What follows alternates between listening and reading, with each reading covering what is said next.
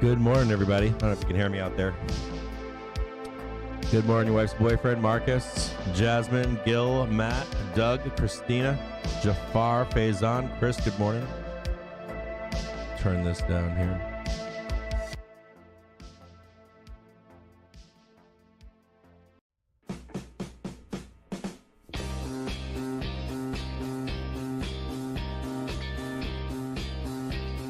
Good morning, Chris. Good morning, Steven, Dragon Wolf.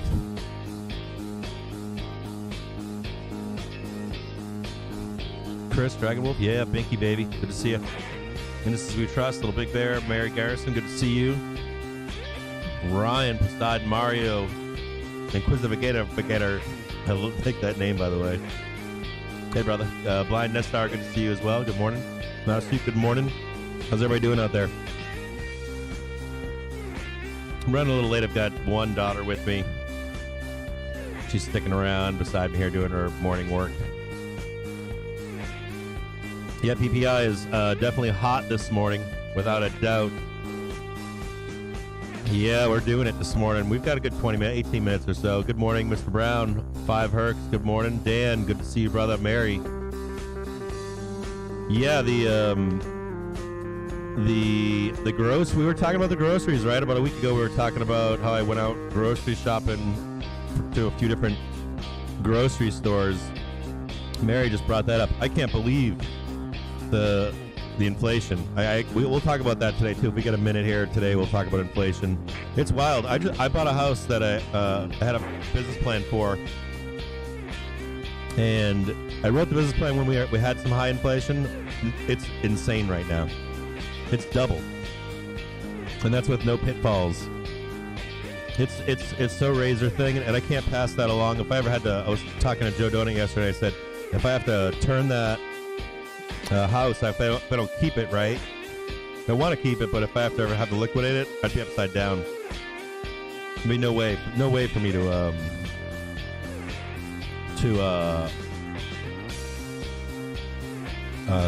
realize gains.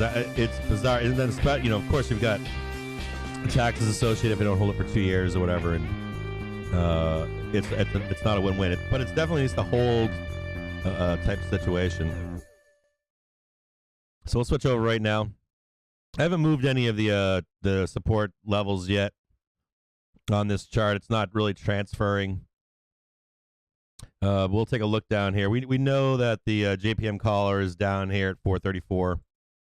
So we'll put some new support and resistances in this morning. We know that support is general. Well, we'll talk about down here. There's some support. And down here as well, like 436, 437. We already know about this. Somewhere in here. Call it right here. Matter of fact, we'll get rid of this one, whatever that line is.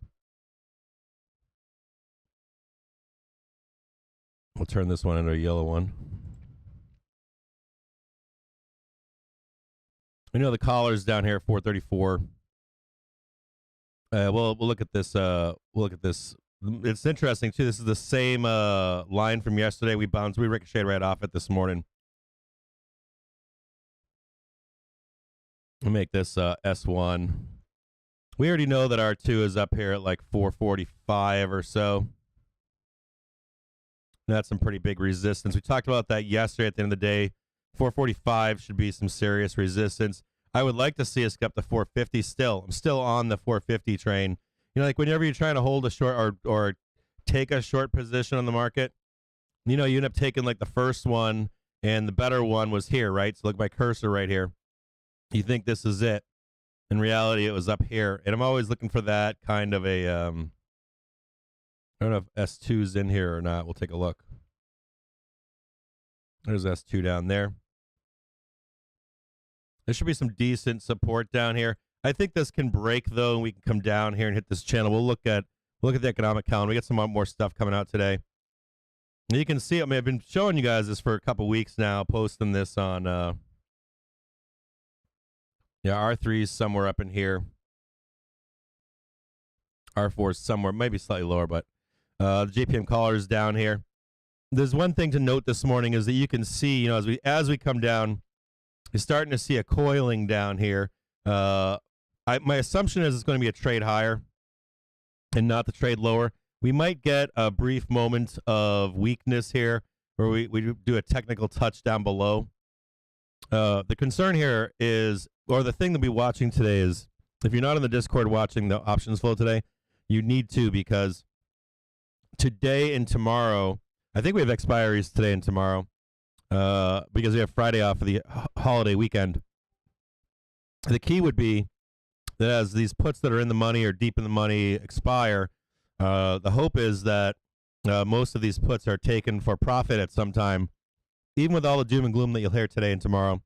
Usually, it's weird because usually you'll get like maybe a fast move down, and then you'll get the realization of profit from those puts as they expire. And then if you figure who's going to hold puts over the weekend, you take the money and run. This is a nice move down here. It's been going on since the 29th, right? So 13, 14 days of down moves. Very profitable. And as those puts roll off the market, well, we should see a spike higher today, tomorrow, Monday. How do you trade that? It's hard because it could come today, could come tomorrow. It might not be realized till Monday. The key is to find a low if you can. Grab some call spreads that expire either Friday or expire on Monday, and you make the decision when you're going to close them out. Some in-the-money call spreads at some point today and tomorrow on a low, and see if they can print for you.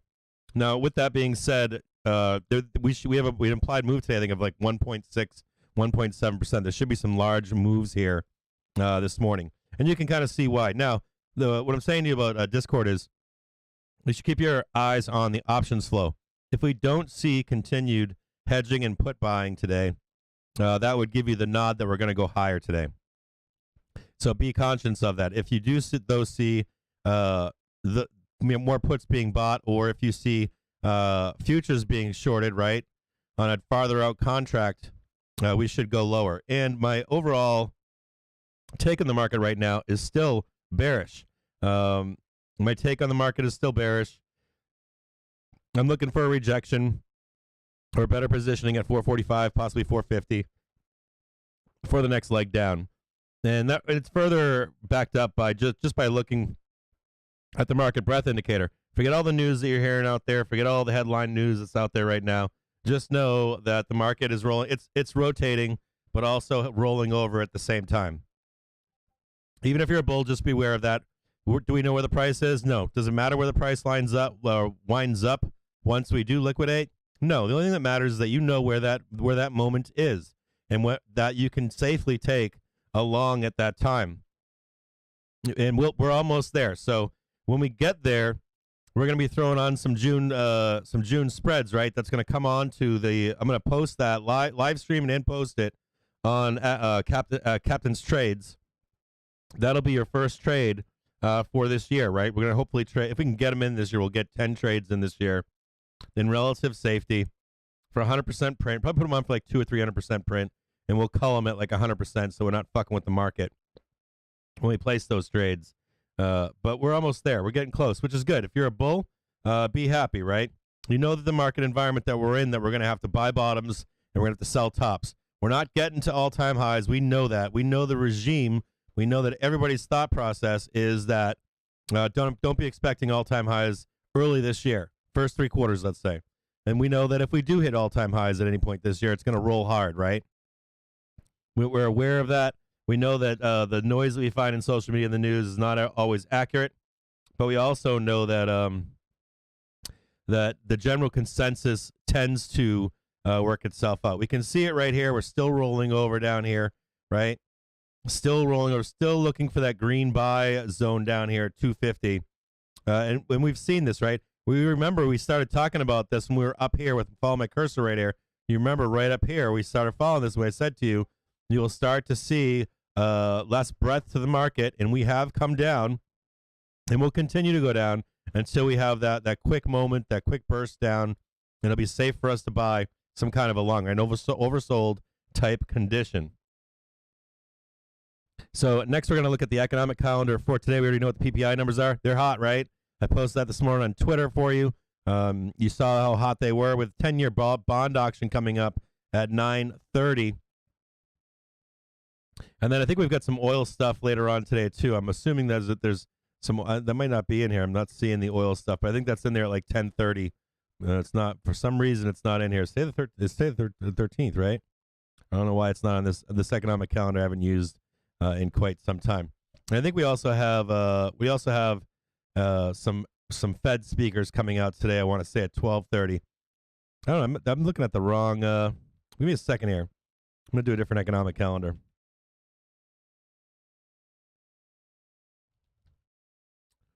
Maybe I'm looking at the wrong one. Maybe.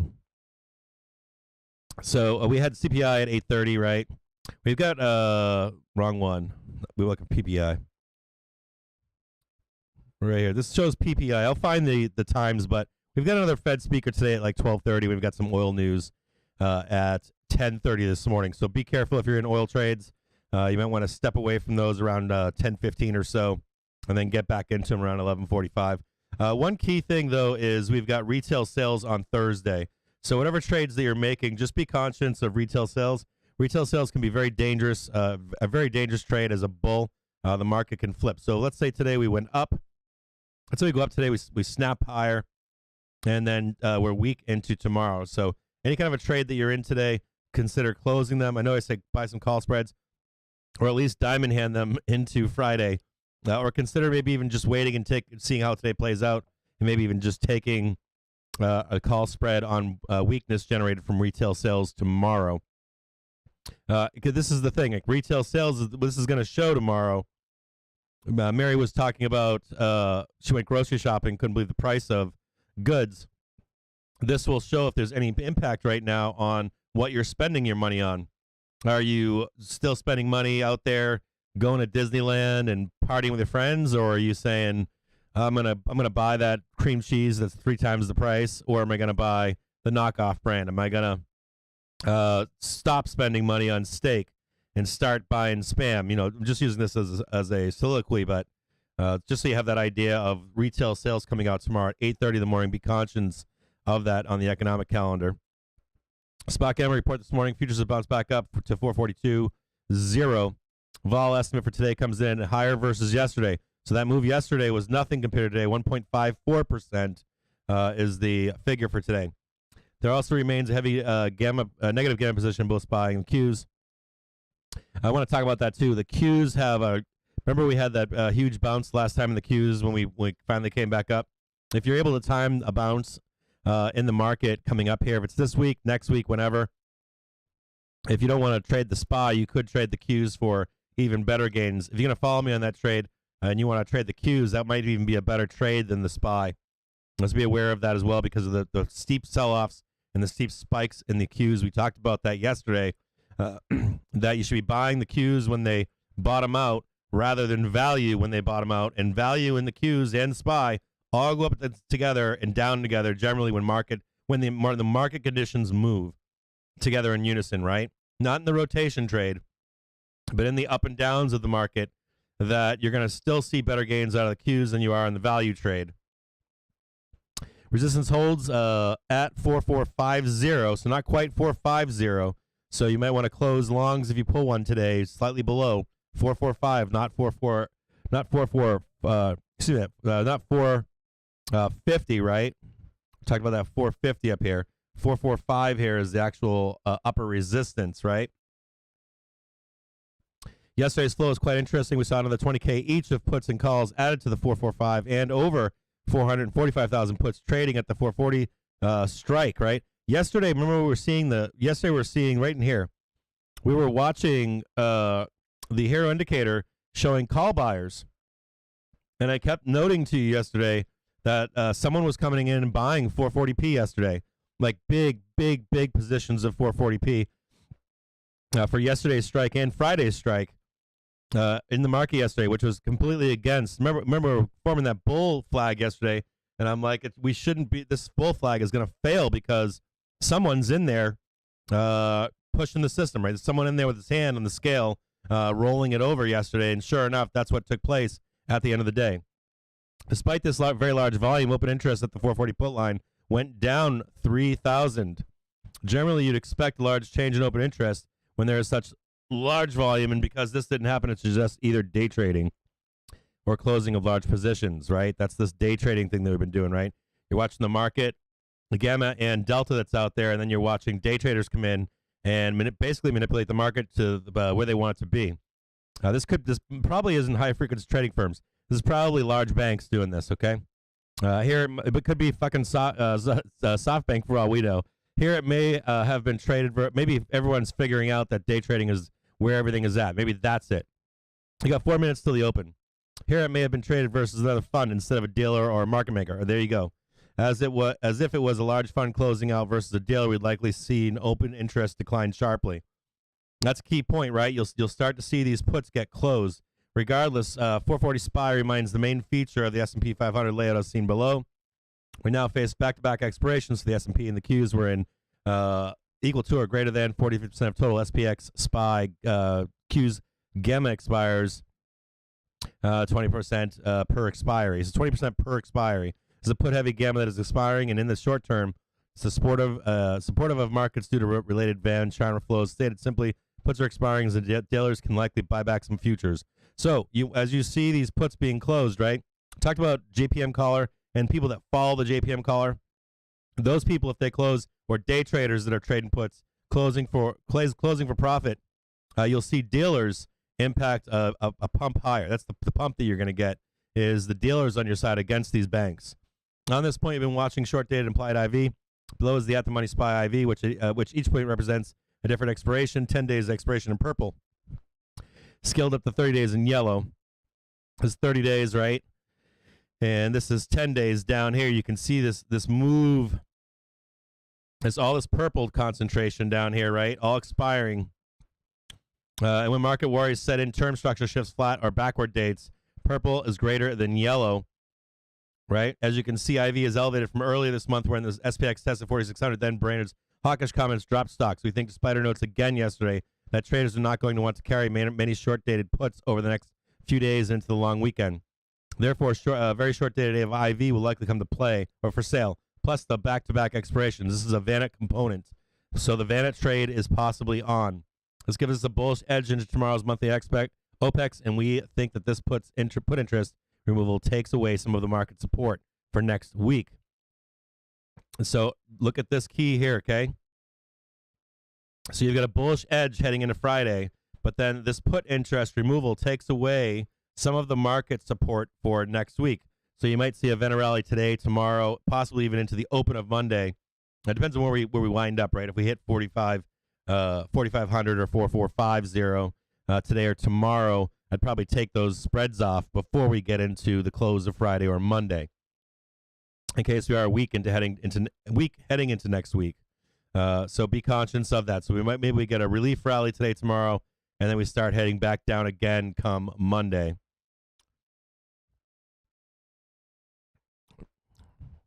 So we are finding some nice support here. We got this nice bounce and a close. Yesterday we talked about closing your calls before the bell yesterday. I hope that you're able to close. We got 26 seconds until the open here. I'm going to bring up the, and you see this down below here. I do want to show you real quick what I'm looking for. Right down here, if we can get, right, if we can get any kind of a bounce down below, a retest of this low from yesterday would be nice. Even maybe a dip slightly lower, and then grab that to go long today. So if you can find put holders trying to take profit down here, if they're saying, please, please, please, give me, please, please, please, print my puts one last time, and right, and then we get to go higher, or they just panic and start to sell. So we're at the open now. Let me see if I can get some nice support right off the bell here. We'll wait to see as this develops and see what's going to happen here. Give the market just a few minutes, and we're going to check. I'm going to check the options chain right now. There is some interest currently at 431p for today. 1,000 contracts. They're 10 cents. 1,000 contracts right off the opening bell at 431p. Expiry today, 4/13, April 13th. Okay. We'll see how well those hold up. Those are now up at 14 cents. They're gone again. So we got HFCs in here. I love the HFCs in the morning. First 5 minutes, they're in and out. They're now up to 15 cents. They were in for like 2 minutes, and then they got out. Now we've got HFC is still loading up now on 438, 437p, bouncing around. I don't see any high frequency traders on the call side. There's a split a little bit on 445C. Those are only 6 cents. So you could probably do a split at this point.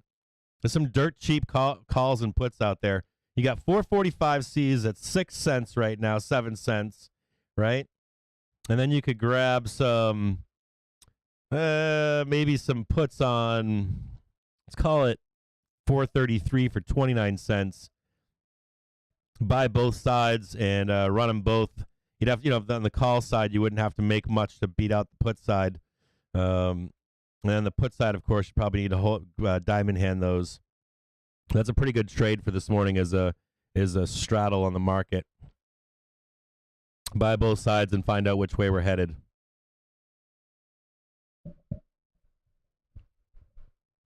Yeah, I do want to warn you this morning. I do want to, we can get some gaps to 4. I like the 443 and the 451, Paul. But if you are, good morning, everybody. Good morning, Talk. Do want to be conscious this morning of, let me take a look here. I might place a trade myself. Still some bears loading up on puts there at 437. Boy, I do like that. I do like that 443 trade. I do like that trade. Just a second here. I'm gonna slap some money on.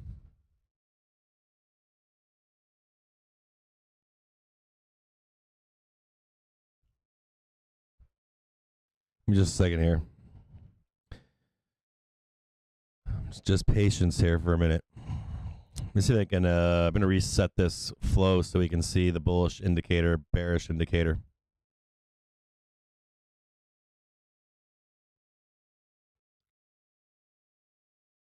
So we'll refresh this page here.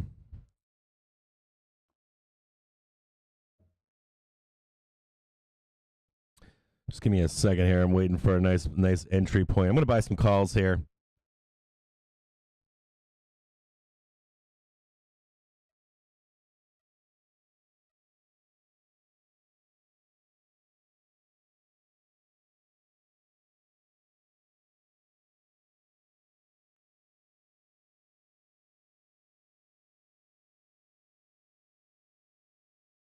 So I loaded I want you to be aware this morning that there are some bears holding 437Ps, about 7,000 contracts on 437P. So that is the trade, right? I bought 443s, Cs, calls, in anticipating that bears are going to end up being forced to close their positions, that the dealer flow is going to help me. I bought them at 20 cents. So I've got 443 Cs. We'll see how I'll probably diamond hand those throughout the day until we trade higher here. I don't care. At this point, at 20 cents, they're so cheap. With some resistance above here at 439.50, and then again at 440.50. We'll look above here. There's going to be a grind. You can see that there's a little bit of a pinning action going on right off the bell so far. Some resistance from the bears. They're going to want to get that retest down below, retest yesterday's numbers. We'll see if they get those at this point.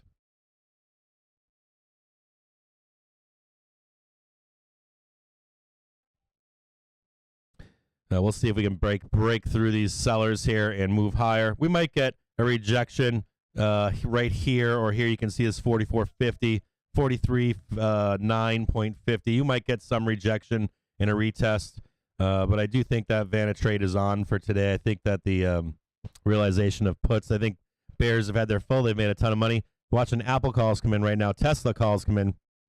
High algo score Tesla calls. April 22nd, 1050. C's, $1 million, baby.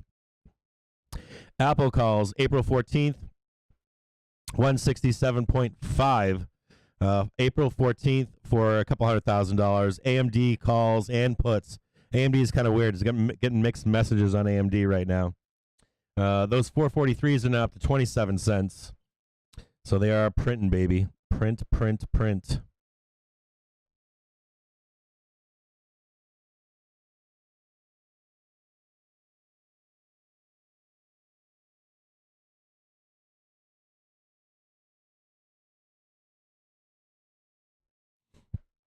All right.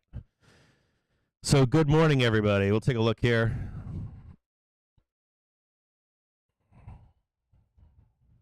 Got a nice quick little bounce up here. You might want to take some profit off here. We're right around 27, about almost getting close to 50% profit on that quick trade off the bell. If we see some quick profit taking here, and then maybe a quick bounce down to retest. I don't know if that'll happen at this point, but we might get some kind of resistance in here. And in here, this is where your volatility is currently. We might get one rejection down and then a move higher. If you're able to break through right away, you might find something like this and then a move higher. So we'll see how this plays itself out for the rest of today. So this is the plan for this morning so far. Now, if you are bearish here, we've already talked about where you should be looking for some resistance, right? This is kind of point one right here, right? If you're like, I'm going to get bearish, Cap, I don't want to hear anything you have to say. This is one, right? Somewhere up in here, probably slightly lower. We know that Spot Gamma is calling it 4-4. I don't know if it's 4-4-5-0, but you could take some off right up in here. If you want, if we end up trading higher than here today, and you're like, oh shit, I'm fucked up, Cap. We'll look as the day develops and see if there's a larger resistance zone here, and where your next short would be. So we'll close that there for a minute, and we'll put this on. Hold on here. Yeah, this is R1 is somewhere like 443 or so. We'll take a look at this better on somewhere in there. I think I'll put it right there. But your next trade is way higher, bro. It's for, let me go. This is the game up here, right? If you can get past this 445, this is where the sweetness is. If you want like a sweet place to take a short, this is where I want to take a short right here. I'll take this short right here. And I was hoping that we'd get this, right? Or yesterday, that's what you were hoping. I said close this shit yesterday. Like hell no. We got that nice resistance up above. This resistance zone here is 440.48. Keep note of that one as well. 440.48. So right up in here. Make a little note. 440. I don't even think we need to do that. Just do it like this. That's about it right there.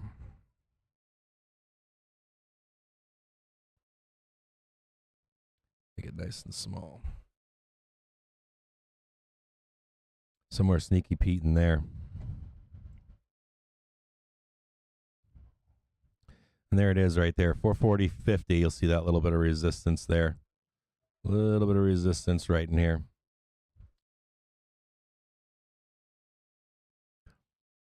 All right, let's read what you guys are commenting this morning. Let me have a sip of coffee.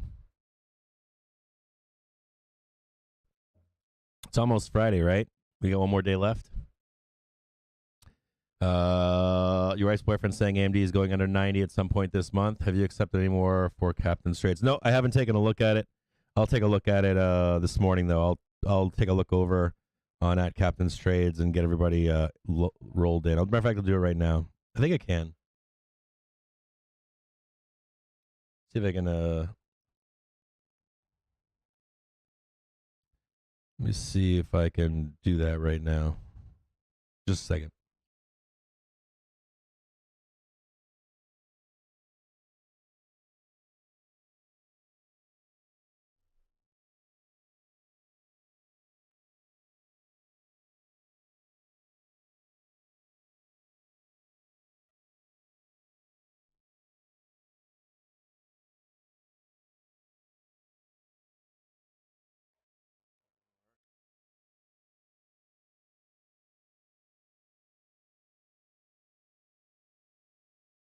Yeah, I don't. It's weird. I don't have my password. Hold on.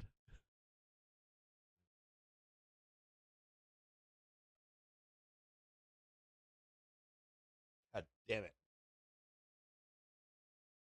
I think I logged in on a different handle, so I'll get back to it. I'll log in later on today under a different computer. I think I logged in under a different email address, so I'll take a look at it earlier today. Still trading higher right now, breaking through that resistance. Called out a trade for you. We are printing at this point. Let's take a look at those calls. They're now up to 31 cents. They were at 20 cents earlier, now 33 cents. Hopefully you're making some money. Good morning.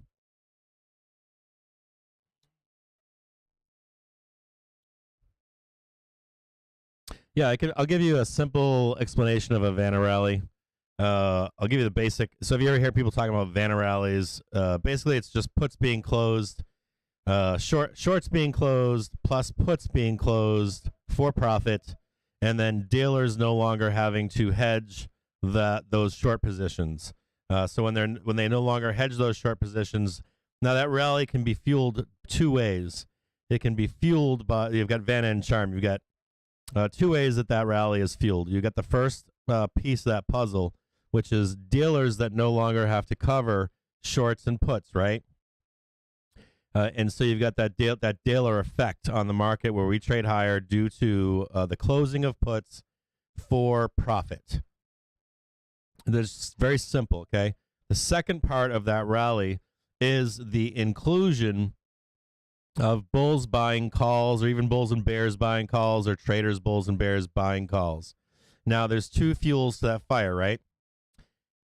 If you only get the closing of puts for profit, but you only get day traders and bulls saying, well, I know we can only go to 445, or I think we can only go to 450, and I think we can only do it today or tomorrow, you miss part of that trade, right? If you remember how that trade went back in the day, if you look back in the 2020 and 2021, you would get both parts of that rally.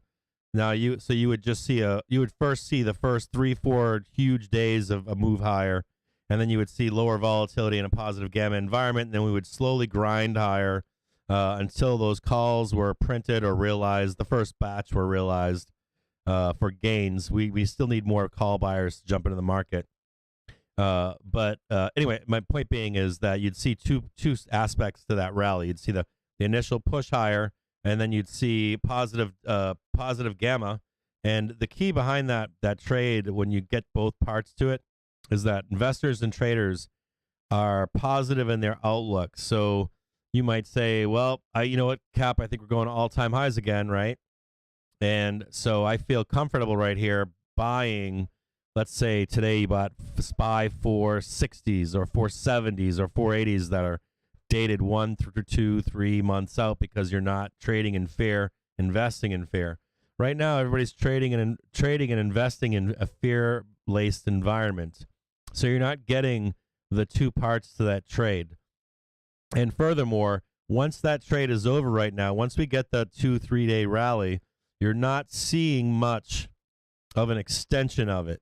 Unless it's a completely overbought environment. We saw that last time. We saw a nice big huge push up. We saw this big huge push up here, right? This is an extended rally, but the neat part about this rally, if you remember, is that most people did not participate in this part of the rally. This last move here, this was banks and institutions and not retail traders. If you recall that when we were talking about this move higher, that no one believed we were going higher here, and we noticed even the call buying in this area here was all led by institutions and not by retail traders. Retail traders had no problem taking this trade, but it petered out. And once the institutions were done, we continued to roll over. And the key being is this: let me show it to you right here. So you'd have that initial Vanna plus Charm rally, right? Then we got institutions buying right here. Now, if we had call buyers that had bought out into late March, April, that they're looking towards a positive Fed meeting, you would see a slow grind, believe it or not, higher. You might get some pullbacks on OPEXs and stuff like that, right? But the reason why we didn't go higher here, generally speaking, is that because everybody knows we're not going higher, right? And that's kind of the same. Well, it's not the same. It doesn't apply technically where we are right now. We know that we'll have, if not now, later, we'll still get a retest down below probably of 4,000. This could be anywhere from now into May 18th. So any trade higher right now is only a trade where it's where the market makers and the dealers are covering right now, right? Or not covering their, reducing their exposure to downside risk. And but then this gives the chance for bears to take another short position. They don't want bears, believe it or not, right? Great money in here. So bears want another opportunity either here or up here to take another short down to this 420, if not 4,000, right? Even lower. So that's the thought process behind this, is where do you enter your next short? So let's say you're like, well, I'm super bullish, Cap. I think we're going to all-time highs right here. You won't see positive gamma until you get above 450, 456 or so. You'll start to enter some positive gamma up here again. It's actually much higher. I bet if they're saying it's 450, but I bet positive gamma is somewhere above 4, maybe even 462 at this point. Everybody seems to know that this is the top up here, right? Everybody knows. So where do bears take short? They took short up here. They're probably going to take short somewhere in here, in this vicinity again, right? And unless you squeeze them up higher and outside of this channel, of this negative corrective channel that we're in, this is where they're looking for to get back in again. And even bulls know this, right? But you guys know, as a bull, you're more scared than you ever were in the last few years, right? Of the market right now. So it's not like this is an unknown. And the markets just don't go straight down. They just don't. I know you want to think that it goes straight down. Got this beautiful move, still trading higher.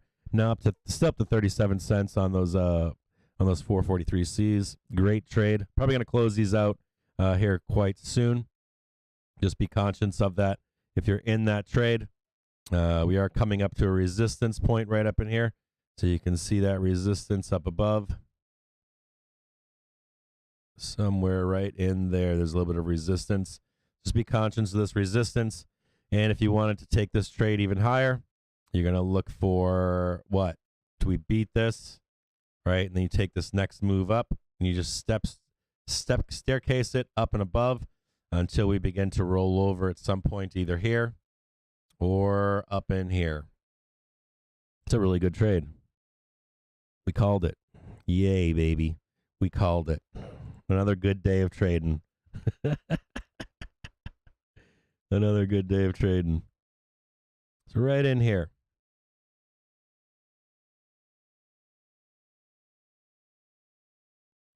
All right, so I'm out for 38 cents on 443Cs. They were at 20 cents earlier.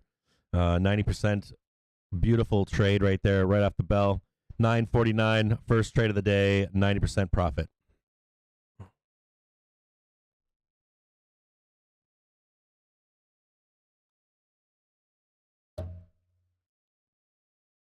Good to see everybody. Hope you're all making money out there. Paul saying RSI is going to melt up. Look to it. Let me see what you guys are saying here. You're getting better at the headline game. Give the intern a raise. Yeah, dude. My daughter just took her SATs. I'm beside myself. Because your children, I don't know who has children out there, but there's like this. There's a two-sided. There's a two-sidedness to children, right? You, or maybe even three sides. Some children have. Some children struggle, and there's it's not your fault. There's nothing you can do about it in life. Some children some children you can have a part in their development, and sometimes you can do the best thing in the world. And I've had friends. I remember growing up. You realize this as you get older too, right? You have some friends that they could have been the smartest kid in the world, and yet they fell into drugs or I had a friend in high school that broke his neck in a dirt bike accident, right? Then you have those friends in high school that fall off from Darwin Awards, right? Bad car crashes, that kind of stuff. So all these pitfalls as a parent for your children, right? And so far, and knock on some wood, I can hopefully she'll have a life that's better than mine. Of course, that's what you want, and she can take care of herself, hopefully, and be happy. And she's doing those things, and you never know, right? And there's so much that you don't have any power over. That you can be the best parent in the world, and it doesn't matter, right? Or some calamity befalls you or your family or yourself or your children, and I haven't encountered that yet, and I'm kind of beside myself. I was weeping this morning because I'm so proud of her. And it's like this, like it's a weird pride. Like it's not the kind of pride like baseball game, slap your son's ass and say he did a good job with that home run. It's like this deep-seated gratitude that she's safe and she's intelligent. And she didn't like playing sports. She plays individual sports like skiing and stuff like that, but never like team sports. We made an agreement years ago where she said, she goes, I love school. She's like, she's like, I'm not going to play sports, but I really like school. And I was like, well, I'll make a deal with you. Put all of your effort into schooling like you would a sport. And she's done that. So I'm ecstatic. I'm ecstatic. All right, so what do we got here? I'm gonna go to the live chat. I keep being on the what do you call it, chat? Yeah, like soccer games do the same thing, sports do the same thing. It doesn't matter what the activity is. It doesn't matter if it's sports, if it's schooling. It's that. You know what I mean? It's like that. It's like that. I don't know. You know what it is. I know that if you're a parent, you know what it is. Because you know that they're gonna encounter hard times in life. You know that things are gonna go wrong for them in life, and you like want them to just have that foundation. Sports doesn't matter if it's schooling, doesn't matter if it's dance or theater or religion or whatever it is that you do for your children. That they have something, right? They have that foundation in their life. Yeah, I haven't done that yet. Sending my daughter off to college. Good morning, everybody. Good morning, Mark. Here, that's a good question, Mark. Is it good to start a spy short? I would say, I was just talking about this briefly earlier. This is a good place to close those longs from the bell, right? So close your longs in here. We'll talk about that again. We'll review it one more time just for everybody to see. So we do have some slight resistance in here, okay? We talked about the Vanna rally that should take place today. We know we've got some vol in here, right? I think it was 440.50, right? 4450. And slightly right here at 440 says vol, right in here. So if you're a bull, the first thing that you do is you take this trade, which we did, right? You close it for profit. You wait to see as a bull if we break above this vol, and you pick up the trade once more to 445, right? Not 443, but 445. As we break above here, we're pretty bullish. So we'll take that trade higher. So you get that first trade and that second trade. We already explained why we should have a Vanna rally today of some kind. We already know that at some point today we have an implied move of 1.5%. So we should get a big move. This would be a confirmation of that big move, right? If you want to take a short today, right? You know all this information already, right? So if you do, you're looking to position, right? You're looking to find out where you should take a short, right? So you've got a few places that you can take your shorts, right? You can take one here, you can take one here, and you can take one right here, right? So you just put some stops on. If you're bearish, you're like, Cap, we're going down. Today is the day, tomorrow is the day the bears are going to lean in. Now, I'm not seeing that flow right now. You might see it. But if you are bearish, you're like, I want to take a short right here, Cap, then just put your short on right now. And just do tight stops above this line. If you start to see us trading higher, right? If we start trading higher here, you're going to cut your shorts loose. If we then bounce around here, right? 1, 2, right? 1, 2, right? And then we start moving higher, right? And then you're going to wait for your next opportunity to take that short. You'll do the same thing, right? You'll put your short on here. This is some tight stops above, so you can at least enter 1, 2, 3 times if you want to take on that risk and don't care about what's going to happen, right? So these are your places, 1, 2, and 3 for the move lower. Now, even though we just rolled right here, right? We talked earlier. I want to give you one more thing. Hold on here. Close this up. Now we have profit taking here, right? This is bulls like you and I, day traders, know when to take profit. This is disgusting. We're terrible people. Day traders are some awful people, aren't we? Terrible, awful people taking profit, screwing long-term bulls out there. So we take profit right here, right? We also discussed this level down here, this retest from the previous low yesterday down at 436. So what am I looking for? I'm bullish on today. I'm not bearish. I'm not taking a short here. I think it's too risky. I think even if it does roll over here like this, right? I think this is just profit taking. I think it's too risky today to take a short here. So, although, let me take a look. I will say this. There are now 38,000 contracts on 437p for 73 cents. So there you go. If you want to follow an HFT, right? 437p, they're 74 cents currently. So if you wanted to enter a short right now, if you missed this trade right here and you just want to grab it right here, right? Take this trade and commit to it for the rest of today. If you want to, I think today's a really good day as well for a straddle. You could straddle the OPEX for today and for tomorrow. We're pretty much guaranteed to get a pretty big swing today, like 1.3, 1.5, 1.6% move today, which is pretty big. It's got a 1.5% move in the market today is going to print one side of a straddle.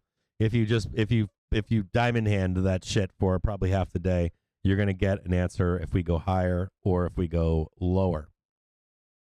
You might not make 300, 400, 500%, but you're going to make probably a close to 100%, even after paying for the other leg of that straddle if you cut it loose at some point. So we did talk about this down here. So if I take another call, right, I'm looking for this move, right? I took this move with you, live trade that with you. I do want to see that retest so I can take that rocket ship higher here. That's what I want to see. That would be my preference, is that we bounce back down here, do the retest, knock that out, right? Let more bears get out of their shorts, or their puts, I should say, and then get that rocket ship higher. Get those dealers fueling this rally higher, whether you're in the trade or not.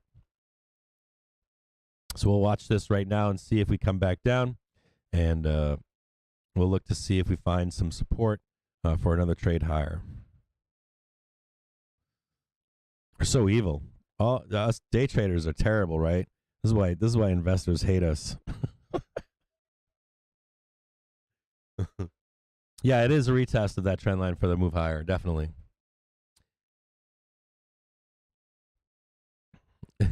I'm gambling my 445s. Let's take a look at TLT. Ooh, TLT, nice. I do like that bid in TLT. I am looking for. Hold on a second here. My daughter gave me a seat cushion that I'm not particularly happy with. I think I have to buy a new office chair. I'm at that point. I do like the idea of a bounce on TLT. I think I talked about it's on a different charting software, a different Webull account on another computer. But I did like this. I did like the idea of I think I showed this. I think we're at 130 in here the other day when I made this chart on another Webull account. Right, we had been right about here, and I had said look for some capitulation, a downward capitulation move. I think I put 126 in here, and then 120. I'll check it, and I think I put the other one at like 120 down here.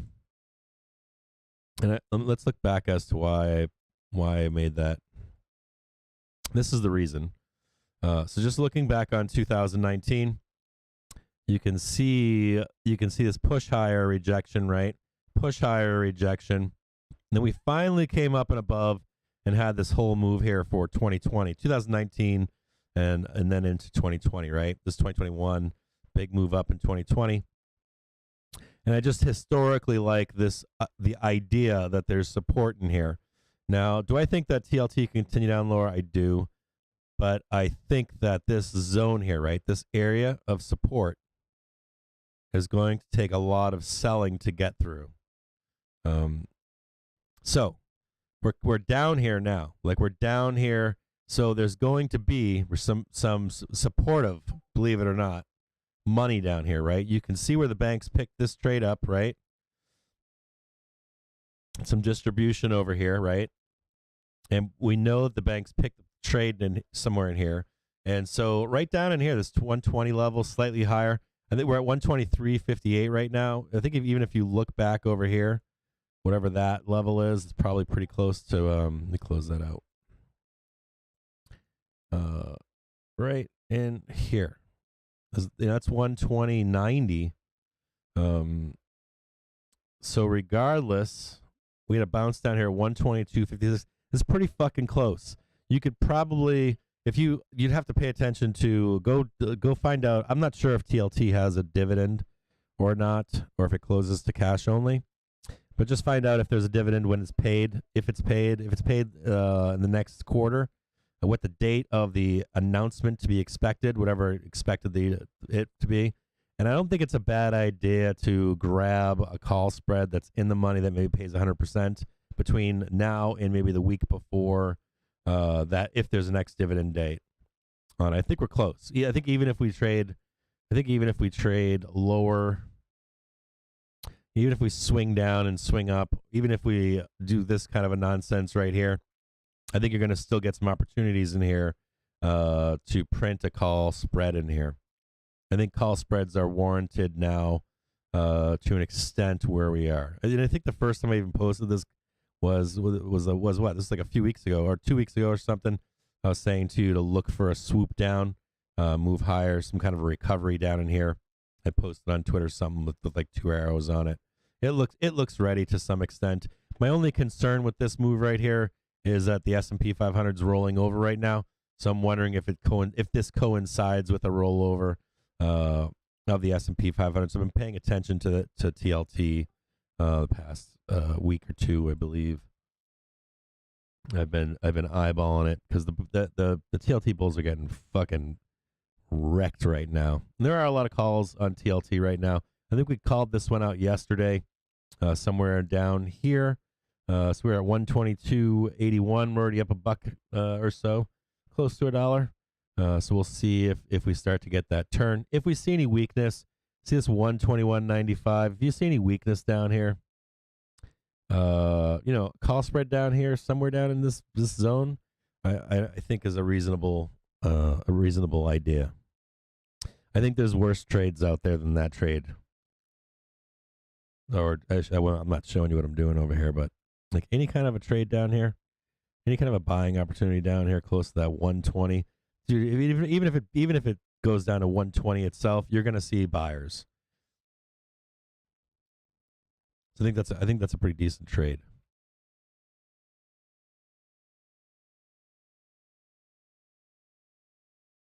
Small bounce on the SPY. Let's take a look on SPY. Look a little bit lower. Talked about the rechecking the lows. The lows are at 436.71. Take a peek down here. Some support down here at 435. Maybe we can get down to 435. Would be nice. 433. This is that same area in here, right? This is all that high traffic super buyer club down there.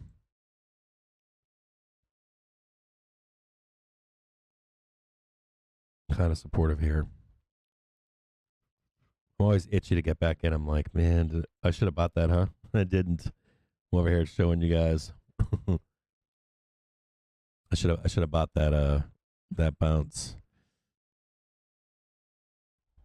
So I'm still not in any trades any longer. I'm just flat right now. Still now there's 56,000 57,000 puts on April 13th, 437p for 65 cents, 68 cents, somewhere in there. So the bears are betting that we roll over right here. The bears are looking for lower numbers.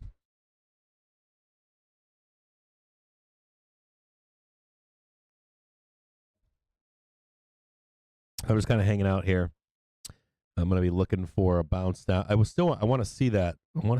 Dude, please give me that that touch of 436 again, so I can get cheap calls.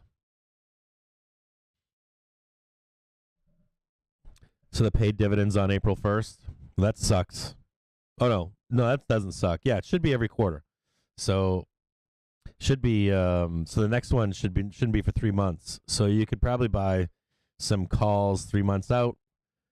If you or spreads, right? You could do them directionally. You could do credits if you wanted, or buy them 1 month out, 2 months out, and as they come into the money, you could harvest them.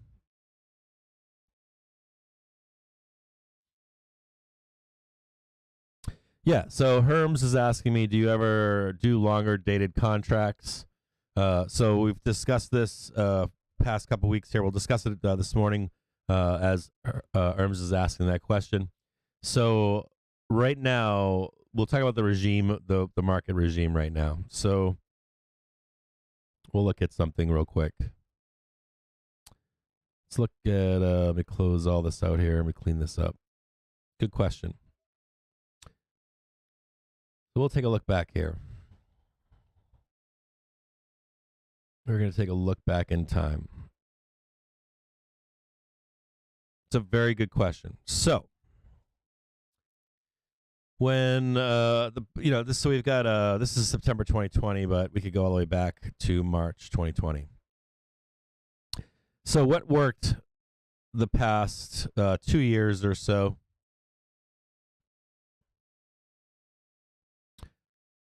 Doesn't have to be perfect. This is more of a case study. So, what worked the past 2 years, right?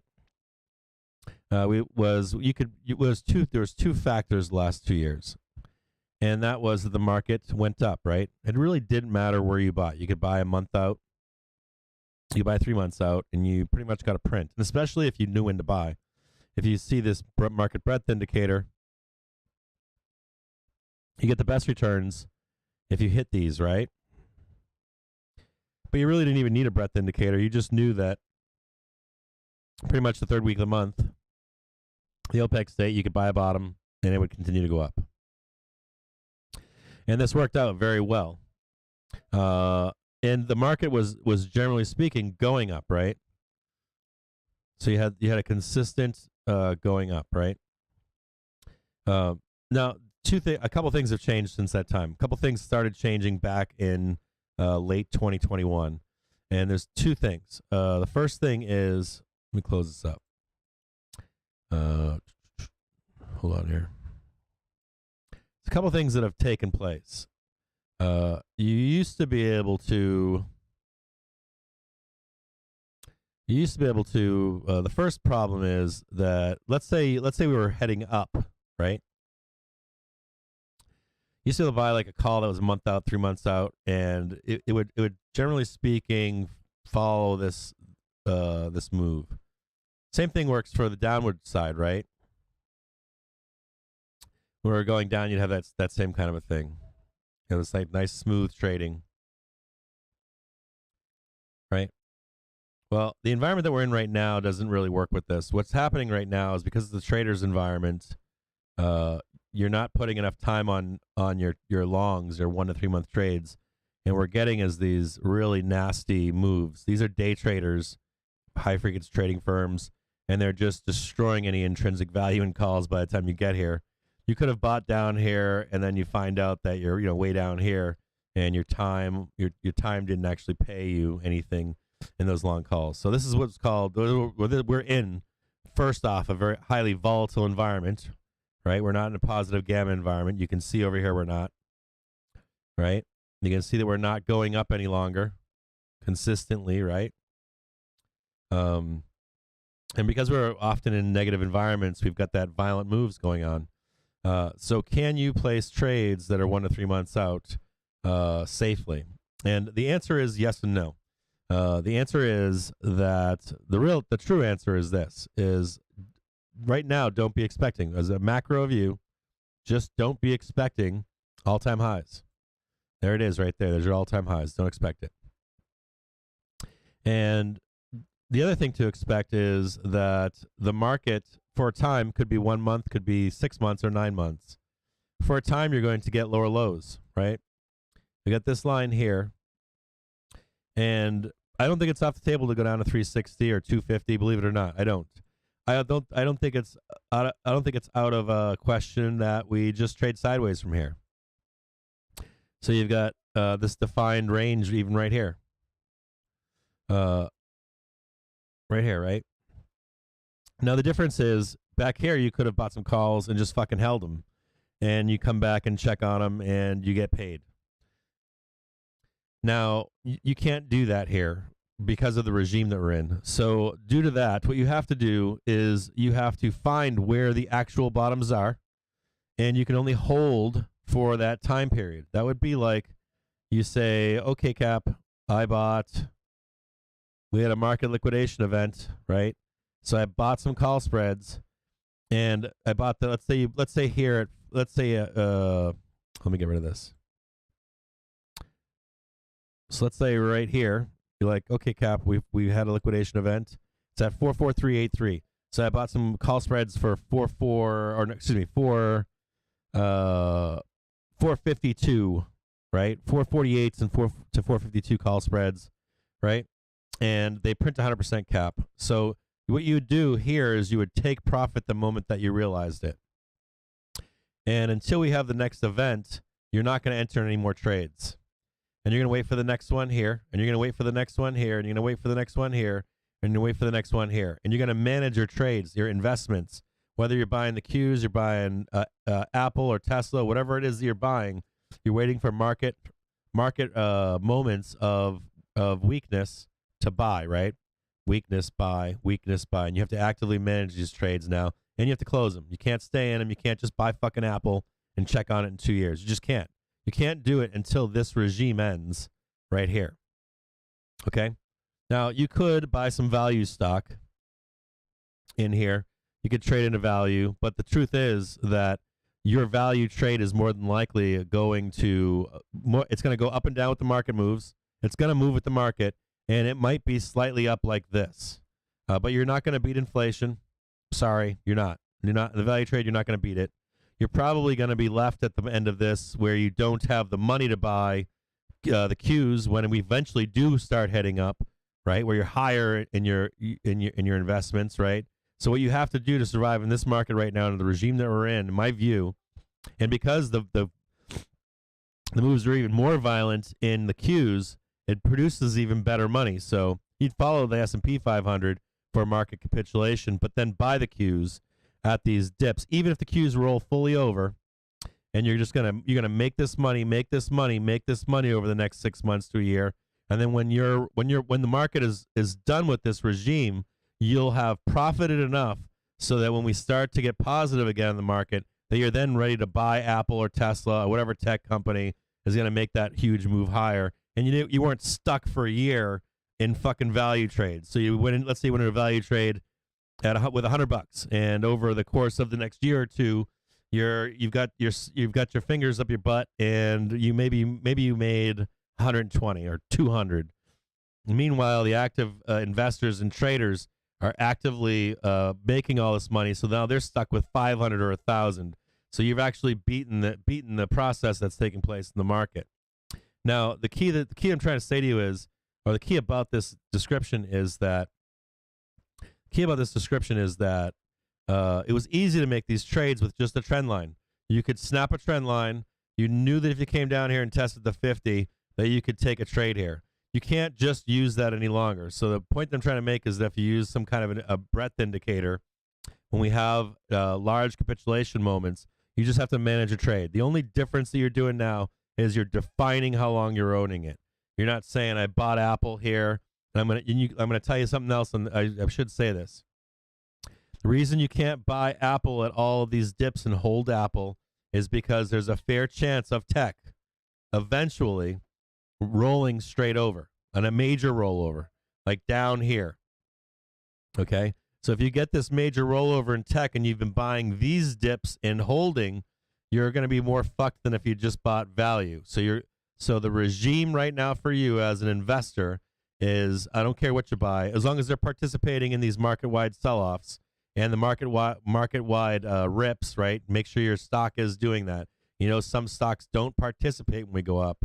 And so my suggestion would be buy the Qs or buy the S&P 500 on every market capitulation, stack cash until the regime changes and we actually turn higher, and you can then buy Tesla here or here. You can actually go back into Tesla specifically or Apple or whatever, and you would have had plenty of cash while tech rolls over.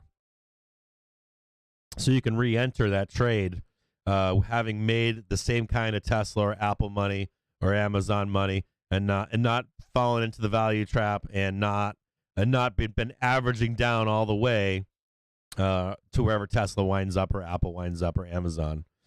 So how do you do that? That's the question, right? The question is, hey Cap, the original question is, hey Cap, are you ever going to place those trades? So I've got a handle. It's called at Captain's Trades. And I'm going to place anywhere from 10 to 12 of those trades with you a year. So you figure you'll only get one of those trades, believe it or not, every month to month and a half. Might take even 2 months, but it's usually roughly a month to a month and a half. You'll see me give you one trade for every month and a half or so. Let's call it, let's call it 10 trades in a year that you'll get from me for the rest of this year and probably into the beginning of next year. And I'm going to do live stream with you so I can say to you, we can take this with fair certainty that the next month or so, we're going to trade higher. Now, there are going to be moments where you miss a trade. So, matter of fact, this is a key point, right? The sucky part about these trading like this is that you're going to miss rips in the market. Like if you bought this down here, if I had taken this trade right here, I may not have taken this trade over here. You might have missed this right here because it didn't get full capitulation.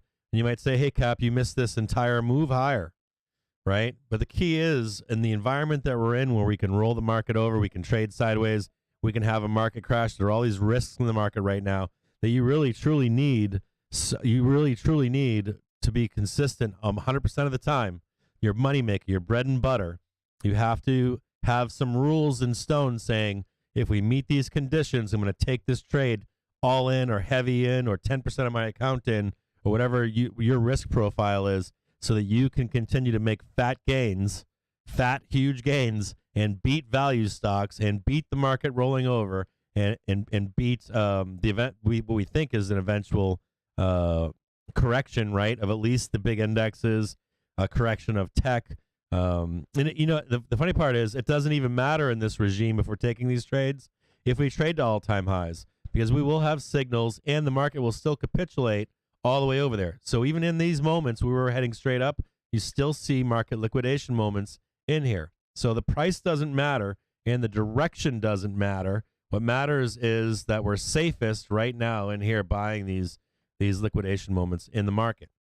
So if you're wondering, hey Cap, do you ever take these trades? Hey Cap, I work a job 7 or 5 days a week. I'm in my office. I can't take these trades and actively manage the market. Yes, we do take those trades.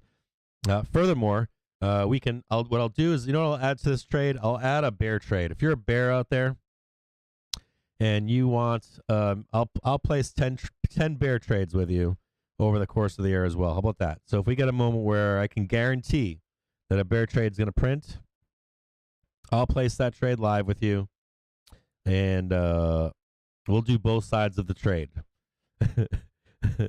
So that you can. I think the Bears are in a better position than the Bulls are right now. They don't need this trade because I think the most consistent trade of this is still on the bull side. Usually, his market usually still goes up over time. But what I'll do is I'll show you a consistent place where you meet certain expectations. And as a matter of fact, if you're looking at this chart right here, just for today, This held true for yesterday as well, right? We didn't see yesterday the trade higher to this 450, right? We saw that we remember we traded this up yesterday into this resistance point, and I said, I'm not taking this short here. I want to buy it up here at 450. This holds true for today. I don't want to take a short here until we break above to 445 and 450. So if I find one of these trades that you can take in relative safety as a bear, I'm going to tell you exactly where it is, that 445 and even better at 450 to take a short up in here. Some kind of a put spread that you would hold, let's say, into March 18th. So if you're looking for your next safe put, right, your next safe, right, these are the ones that keep me from not having to go and get a job, right? I don't have to work for a living. These are those trades. You're looking for a trade, a short that's higher. It's definitely here or here. It's not here. It's not right here. I can promise you that it's not right here. I promise you that if you take these shorts right here, that you're going to probably win, I don't know, 3 to 5 of them out of 10. I know that if I wait for trades like this in the regime that we're in, that I'm going to probably have a higher win rate. I'm probably going to have 8, 9, maybe 10 wins every 10. I might like miss one every 20.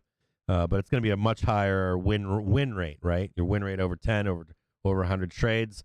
I would have much higher wins than anyone telling you, well, I'm taking short right here, and I always take short right here because this is where we're at. It always works. I don't think that it works.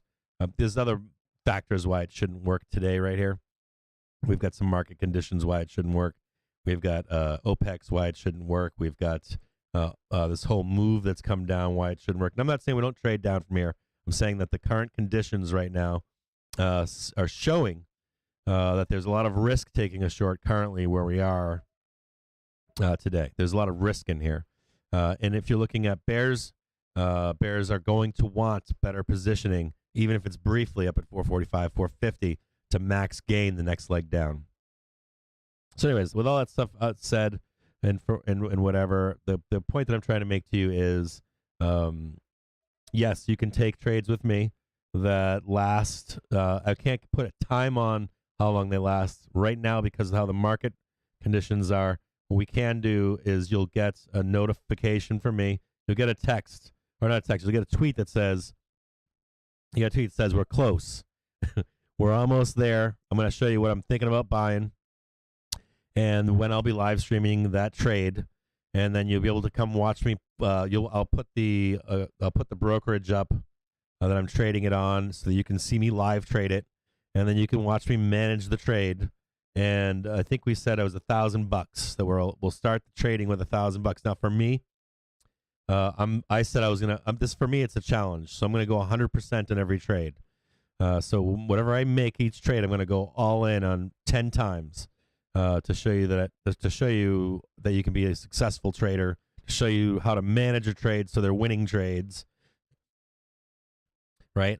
How to factor in a winning trade consistently, not following me on gambling trades. You guys watch me do 0 dates all the time and piss away my gains.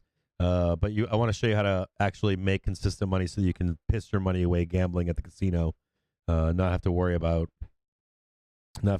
blowing up your accounts and continuing to work your asses off. Now, if you've got money and you're not a new trader, you're an experienced trader, you can follow with whatever you want to do.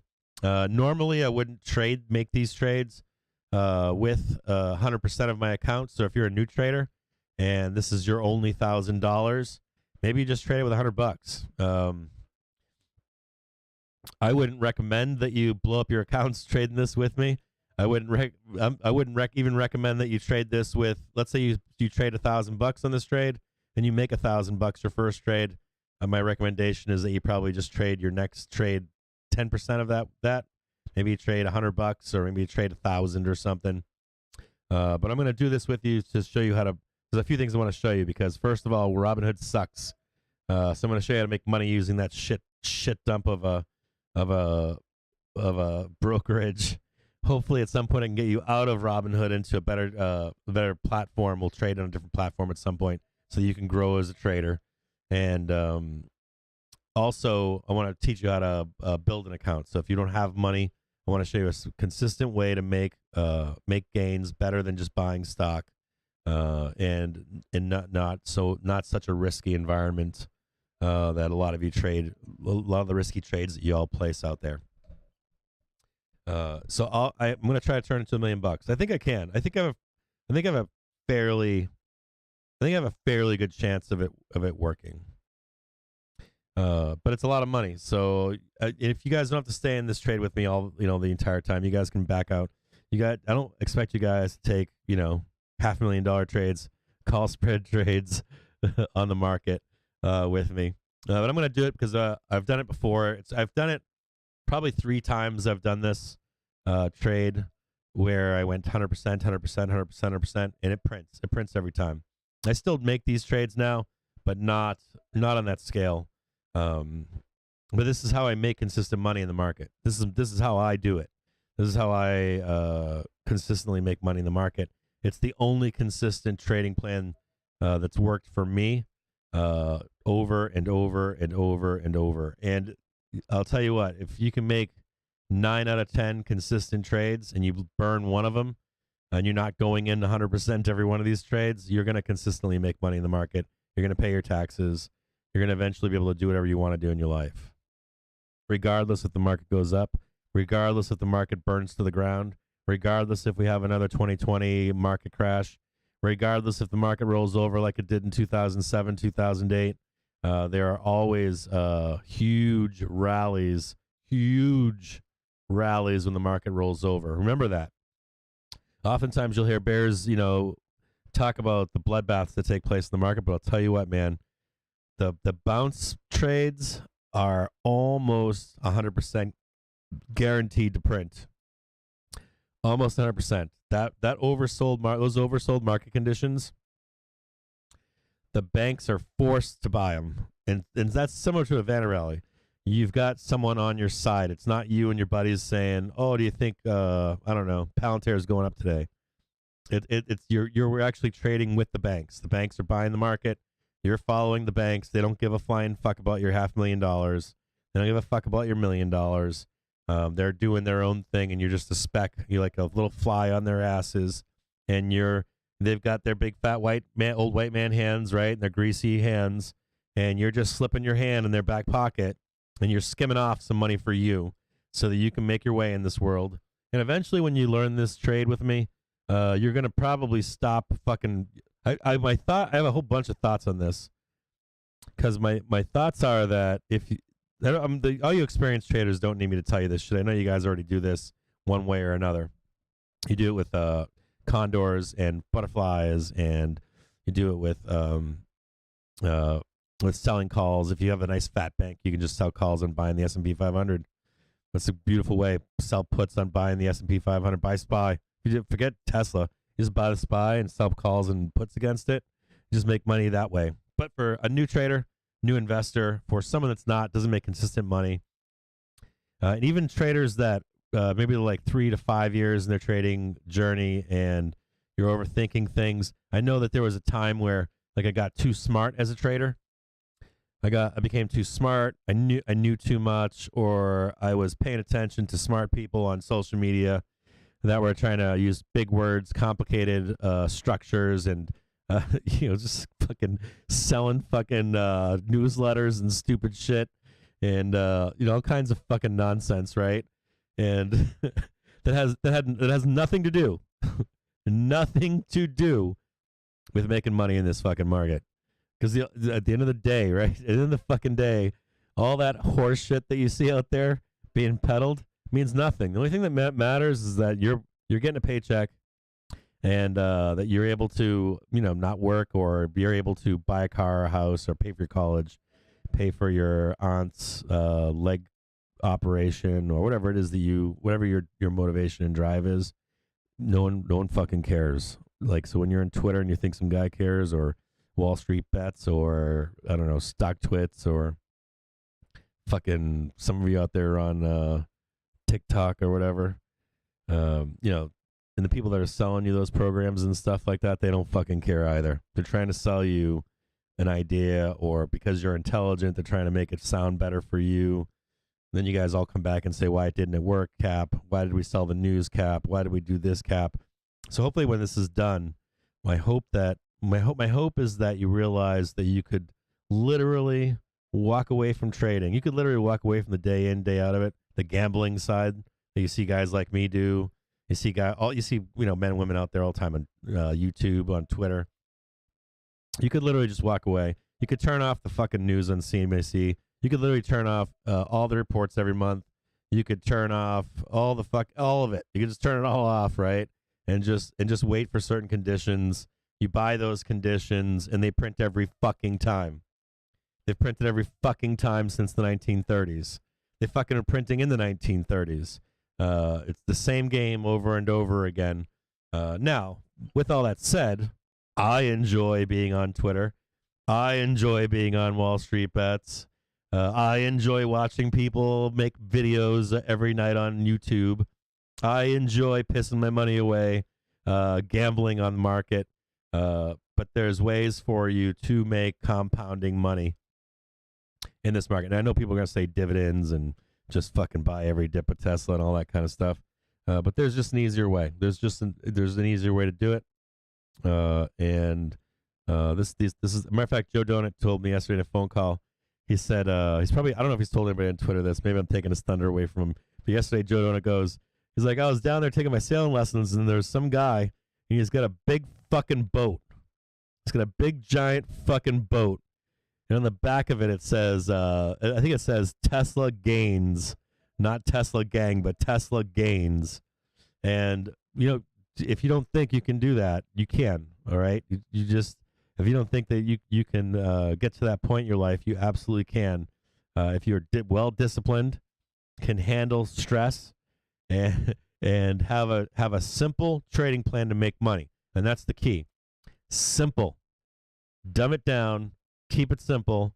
Stop going down the fucking rabbit holes. Like, you guys go down these fucking rabbit holes. I see some of the shit that I see posted.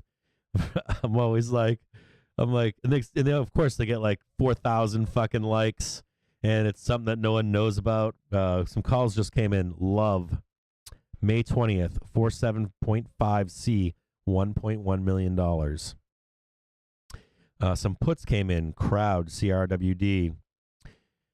CrowdStrike, April 14th, 240p, $770,000. But just know that you can go down those rabbit holes. You can even be the guy posting all that whack shit. You can go on Twitter and be like, yeah, look at this fucking the inverted fucking yield curve. It's flipping back and forth, and we can't really call it right now what it is. But if you look back on this and you look at that, and oh, by the way, this company's got great news coming out, and all this other fucking nonsense that you hear, or I expect bad things from Starbucks. Like I said, I think I said this, like Starbucks has unions and shit like that. Honestly, you only need a few things. If you just stick with the S&P 500, you can tell right away if your favorite stock is in a corrective pattern or if it's an accumulation pattern. It's pretty simple to see accumulation. And I post all the time. I post a Finviz, very basic Finviz analysis that shows tickers that are being accumulated. I show it all the time, so you can already just tell if you're like, I still love Tesla. Well, you can look and check and see if Tesla's in an accumulation or distribution phase, right? And then you can just use the market internals to know when to buy the market. It's that simple. It's truly that simple. You don't have to participate in the rotation trade. You don't have to go chasing rotation all over the place while the market rolls over. You don't have to be like, okay, today what are we getting into? Like, where did the money go from SPY? SPY's holding up. It's not rolled over yet. So where are they at next? You don't have to actually do that shit. And what proves that is if you guys trade this with me, I would almost guarantee that some of you out there will actually stop day trading, because you'll get so wrapped up in just this one trade that the next month or so, the rotation trade, you're like, what do I care? I'm making 100% trade every single time, 100% gain every trade I make. It's only once every 1, 2, 3 months. I'm making bank off this trade. And as soon as you build your accounts up, we're going to do two things. We're going to move you off Robinhood into a better broker, a broker that you can call, and then you can trade at all times that are available. And you're also going to take a seat back in life. even if you keep your job, you can sit back at least and put $100,000 in your bank and only make these trades. If you make a $10,000 trade every month and a half for 100% win, right? That's pretty decent. Like if you make that trade 10 times in a year, you're gonna do very well. Like you get your $100,000 bank, you pull your $10,000 out. Just make that trade every month and a half, 3 months. I guarantee in that month and a half you would have fucking burned it or lost it fucking around in the stock market. So that's the plan. So yes, to answer your question, whoever asked that question, follow at Captain's Trades. And even if this trade fails, the fucked up part about this trade is it doesn't matter if this trade fails, because if you at least understand this tool, right, and the discipline that it takes to make this trade consistently, all you need is 7, 8, 9 of these to work in a year. If you're to print 100% 7 out of 10 times, 8 or 9 out of 10 times in a year, you're never gonna have a worry. Never gonna have a worry in this market unless you're off gambling 0 dates with me on live stream. So we'll make this trade for a year. You'll get that tool. There's a lot of mechanics in there's a lot of stuff about it's not really the trade that matters. The trade itself everybody knows about. It's the motions of the trade. It's getting ready for the trade, identifying when to take the trade, the management of the trade, and then of course, I don't think you can cut legs off. I think I found out you can cut legs off on Robinhood, because we're gonna also talk about if we buy a credit spread, we will monetize the other side of that trade so that we can have free lottos in case we do spike down lower, right? You can actually keep one side of that trade. You take the profitable side of that trade. You hold the other side almost to expiration just in case the market rolls over. So you'll have free lotto tickets. The trade pays for itself, pays you, and leaves you with lotto tickets in case they ever hit. So we'll expand upon this as the year goes by, and we'll work on why you make these trades, how to get free lottery tickets. Yeah, we're do that because I find, like, I hear whispers out there. Some people tell me they're like, I just blew up my fucking account, and I'm like, how the fuck are you blowing it up? I'm like, I can understand having bad trades. I have bad trades all the time. I lose money. But how do you not have a consistent tool that you're using to constantly fund yourself that works consistently? So that's my concern. I don't want to be sailing in a year, leaving in a year, and saying I feel like I never gave that one piece of information as how to make consistent money. I feel like that's lost along the way. I feel like we're constantly trying to sell. Like, I see that people are always trying to sell, like, where the market is where the market's going. Everyone's selling like something. So it's to keep people entertained like you. You guys are following me right now, but most of this is like to keep you on the hook, so you keep coming back every day, right? So I gotta find a way to say, this is how you make money consistently. If a matter of fact, when we're done with this trade, I think I would be telling you, if anything, turn off YouTube and turn off Twitter and just make these trades, right? Just get off of Wall Street Bets, get off of Stock Twits, fucking burn your Wall Street Journal, fucking turn off CNBC, and just wait for these market conditions. Because if you can do that consistently and in a disciplined way, right, where you're not being influenced by anyone out there, you don't give a fuck if you missed that big face ripping rally because it didn't meet your expectations for that trade, you'll be successful. You're going to be a very happy person, and you'll do whatever you want to do, and it'll be a tool that I don't think is provided often enough by YouTube personalities, by Twitter personalities, Wall Street Bets, I don't know, our investing. I don't think it's provided enough. I always hear like all this shit, like just buy the dip, or even like I've got a long time frame. I hear that that's one of my favorite ones. I dollar cost average. I hear all this fucking whack shit out there, and I'm like, this is insane. These fucking people are insane. Then I see like the bear doom, right? We're going down to 200. Who cares? I don't give a flying fuck if we get down to 200. I give two shits if we go. I could give a fuck if we fucking burn the fucking market down to 100. If we burn the SPY down to 100, I could give a flying fuck. Because my trading strategy doesn't care about where we go. It doesn't matter if the market rolls over. It doesn't matter if it goes up. I'm just looking for specific conditions and to buy those conditions every single time. And every single time they get bought. They always have been, always will be. Even in 2020 in March, they got bought. They got bought halfway through that sell-off. And the second part of that sell-off showed it a second time. So you should have bought that too. And I remember when that took place. I remember bears were fucking like, we were down there. I remember bears saying, don't buy this. And they got fucking burned, man. They just kept going short and short and short. And had you not bought both of those dips, you fucking lost everything that you gained in that sell-off. So I still to this day prescribe to that regimen that you look for the right dips to buy, the oversold conditions, and you buy them again. Right now, we've got some SPY puts coming in April 13th, 437p, $181,000, $110,000 expiring today. So some big money rolling in right now. Now we've got 437p. Pay attention at this point. 437p, April 13th, okay? Now have 100,000 puts in place. So 437p, I just watched two heavy hitters, not heavy hitters, but, pretty decent, $390,000 in SPY puts just got bought. That's trading down now at 64 cents. It was at 79 or something at one point. So some bears are looking for some rollover in the market right here. Bears are saying, fuck no. To me, this looks like we're going to squeeze higher. I mean, if I was looking at this, I'd be like, yeah, we're going higher right here. We're going to blast right through this. But I just want you to know that some bears are stepping in and saying, fuck no, we're going down. We're going to the depths of hell over here. We're getting a huge rejection. So just know that there's some high-frequency traders right now that might know something that you don't know. Keep your eyes on this move here.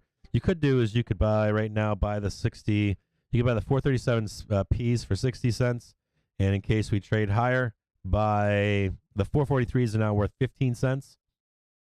So you can just add that together, make it a 75, 76 cent trade. And if we squeeze higher, it ain't going to matter. So that's a great trade. 443C for 15 cents and 437P for 62 cents. And if you package that together where we are right now, you should get an answer.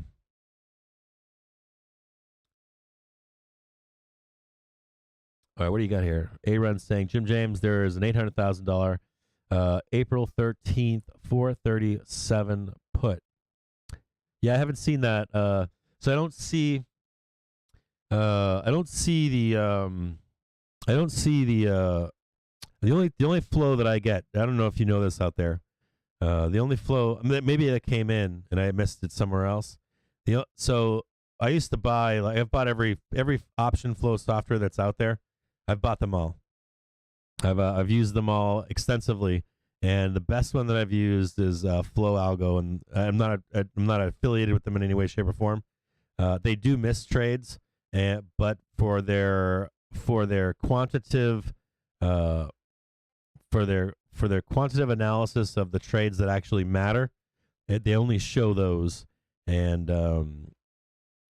I trust their flow over even large. Let's say you see $1 million SPY puts come in, and if they don't show it, I don't pay attention to it.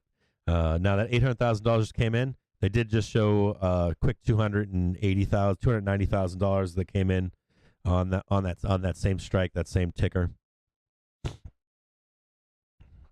And we are watching the options chain right now. It's up to 96,000 contracts on that trade right now.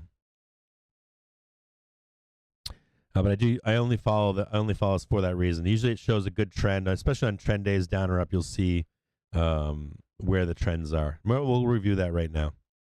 So 84% bullishness.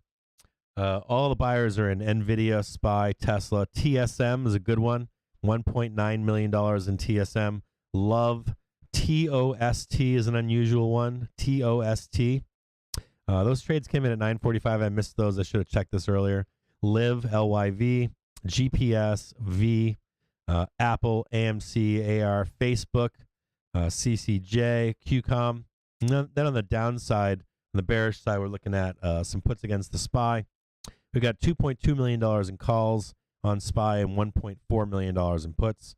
We've got AMC puts, Crowd puts, IWM Qs, AMGN puts, XME puts, Tesla puts. We got $300,000 in Tesla puts. $2 million in Tesla calls. Woo! Nike puts, FULC puts. Don't you ever see them on there? So FLUC, maybe check that one out.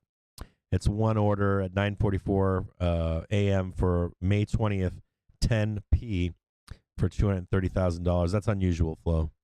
Puts on PayPal, JetBlue, AMD, BABA, AAL, Tilray.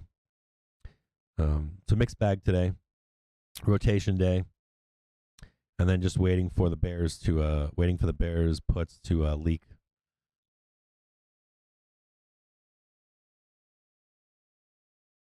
So we'll take a look here. Give me a second. So let's take a look at the market here. Let's see where the resistance is. Lots of sellers above here.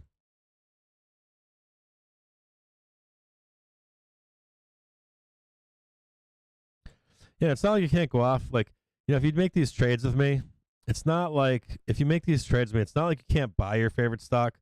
Like, if you follow this regime of trading with me, what it opens up for you is that you can take those winnings. You can take the winnings from those trades, and you can make bad 0 to 8 trades. You can then go buy your favorite ticker. If you like Palantir, if you like Tesla, if you like whatever ticker that you like, whatever your favorite ticker is out there, or you go down the rabbit hole on Twitter or on YouTube and someone's telling you or selling you a ticker, you can at least buy that with some kind of confidence in the background. If you're like, if you're just out there and you're like, I bought, let's use anything. Let's say I bought a catch a knife on Snap, and Snap kept burning, Cap, and now I'm fucked. At least you're starting out with the ability to know. Let's say you're like, well, Cap, I learned from you, so I'm spending $1,000. Let's call it $100 every 3 months, or every month and a half. I make that $100 trade, and Cap, I made another $100, right? So now you've got $200. So you could take $100 of that trade, probably like $50, and go piss it away in whatever ticker you like, whatever ticker you think coming up in 10 years or 5 years, and then you can come back in a month and a half, and even if you're locked, let's say you're now upside down that trade you took, you at least still now have $150, and you can make your next $100 trade, right? Your next $100 trade, so that you can replenish that account, right? You can put another $100 in there. Now you're back to, I don't know. Now you're at $250, and so you can then take $50 and buy more of that Snap stock, and then you go back in a month and a half, and you can make that trade once more again. So if you do make bad investments, or if you do make bad trades, you at least have a consistent vehicle. So that you can cover for those fuck ups. Yeah,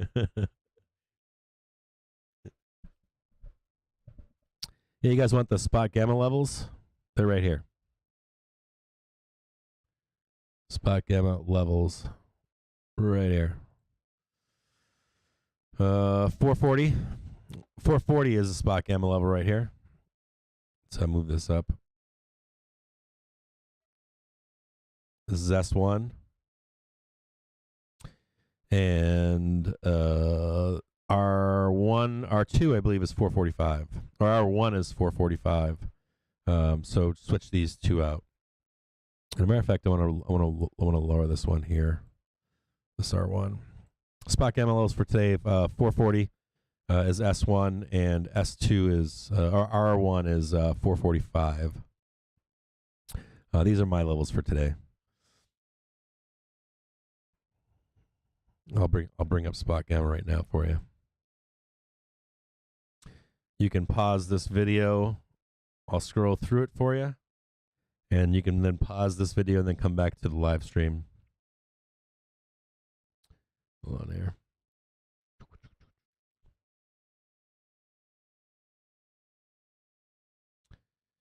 I'll scroll through this right with you right now, and I'll scroll through nice and slow.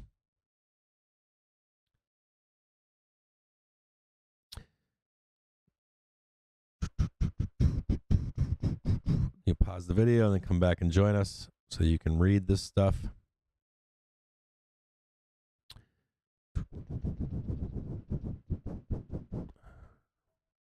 There you go. Key support, resistance, got some gamma levels.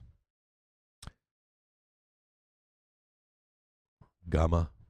Every time I Think of Gamma. I always think about Bruce Banner, the Hulk. Okay, there you go. We also had an expiration update. Let's see, expert. We all see roughly. Oh, so just a heads up that there's. Looks like Spot Gamma made a video. They just posted this. If you guys want to tune out for me and go watch them, you can. April OPEX, cross asset volatility, high vol trading strategies. Looks like they made a video and they just posted this on Spot Gamma just now. April 2022 expiration update. So check that one out.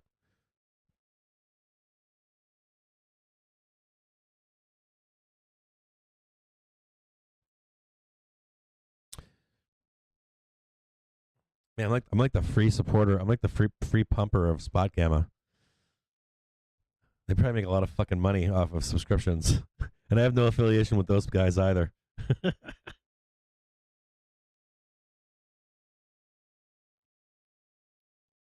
All right, I'm going to take a quick break. It's 10:52 a.m. I will be back. I'll be back in the next 15, 20 minutes. I'll leave up, of course, book map here. You can see some resistance above here at 441.0. So just be conscious of that. You can snap your own line in there if you like. So we've got this chart right here. You can move this one around. So 440, you know, is S1. But you do know that you've got some resistance. So just snap a line in your own chart right up here at 441 or so. Make that one blue. For me, at least, that's how I'm going to do it with you guys today. I'm just going to write some resistance, right? Or sellers, right? Sellers.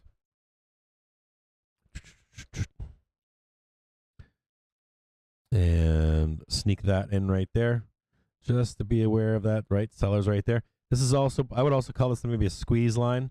If we break through these sellers up here, you would start to squeeze higher. So you're gonna be looking for that as well. Oh man, hold on here.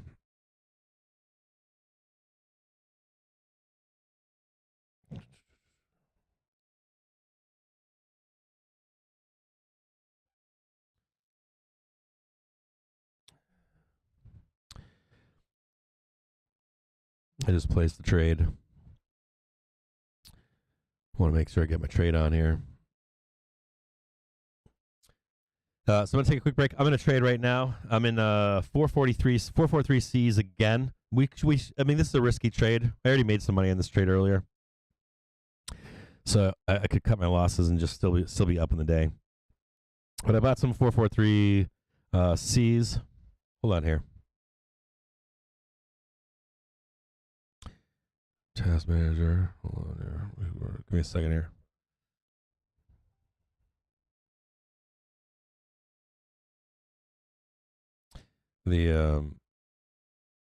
So I bought 443C for 18 cents. Again, the second time. Everything's telling me not to be long right here. And there's some bears saying not to be long right here. The responsible thing to do would be to just follow along with the 437Ps. They're now down to 41 cents. They've lost a ton of value, right? But I'm in 443. I think we squeeze higher. I think that there's a chance we even break through this 441. So what I think the problem is here is that my thought process is that there's some retail bears that don't realize that there's dealers unhedging right now. And that's the only thing working on your side of the bull right now is that you've got dealers unhedging. And these dealers that are unhedging right now are going to ass blast any bears that are left in there. That's my take that I think is going to happen here. So we'll see if we trade higher, if we blast higher here. Do I think the retail bulls are helping along with this? Fuck no. But do I think that the market makers and the dealers are helping the retail bulls that are in this trade? Fuck yes, I do. So we'll see if we can blast off here. And we'll see how high this trade goes. Sneak a peek right here. And see if we start squeezing higher. Piss off some bears.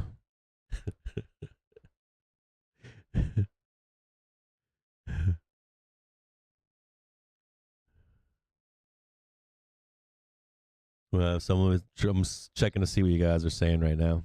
Go through the. Can I show Tesla on Bookmap? Yeah, I can show Tesla on Bookmap.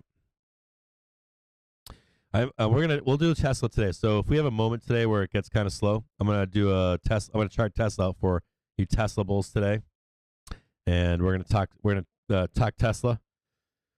I'm gonna talk to you about Tesla over the long run. For the rest of the year, I want to give you my rest of the year projections for Tesla, and especially if you're a Tesla bull, tune in. If we have like that lull around 2:00 this afternoon, if we get that lull, if we don't get the lull, maybe I'll stick around after 4 p.m. and we'll just chart Tesla out and talk Tesla.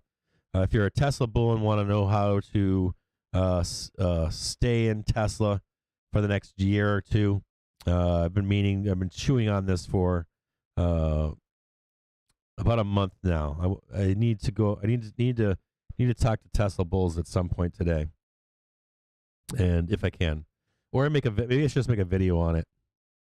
I can't decide yet. So let Tesla, but I need to give Tesla bulls an outlook for the next year, expectations for the next year in Tesla, how to stay relevant in Tesla.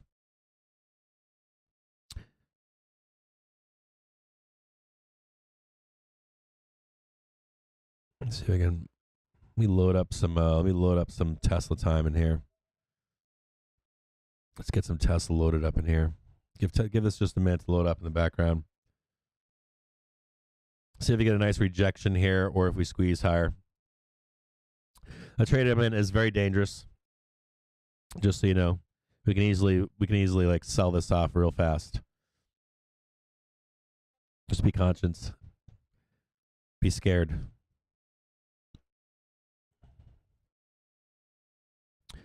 Be scared. This is where we sold it off yesterday, right? I'll show you guys this. This is the danger zone, right? Came up here, sold it off.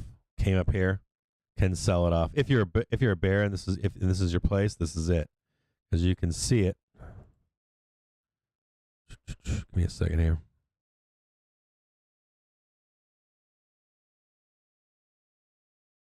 You can see it, right? Sold it down, up, bam, up, bam. We actually sold it earlier here. I had this other one up, this other move up higher, right? Yesterday, boom, sold it off. And so there's some bears that are saying, we're going to reverse this, Cap. We're going down one more time, right? And you know that there are some bears out there that are like, I want that last bloodletting right here. And I'm counter trading that trade today. Let's just be careful in here. The safe place so far has been to sell this moment right here in the market.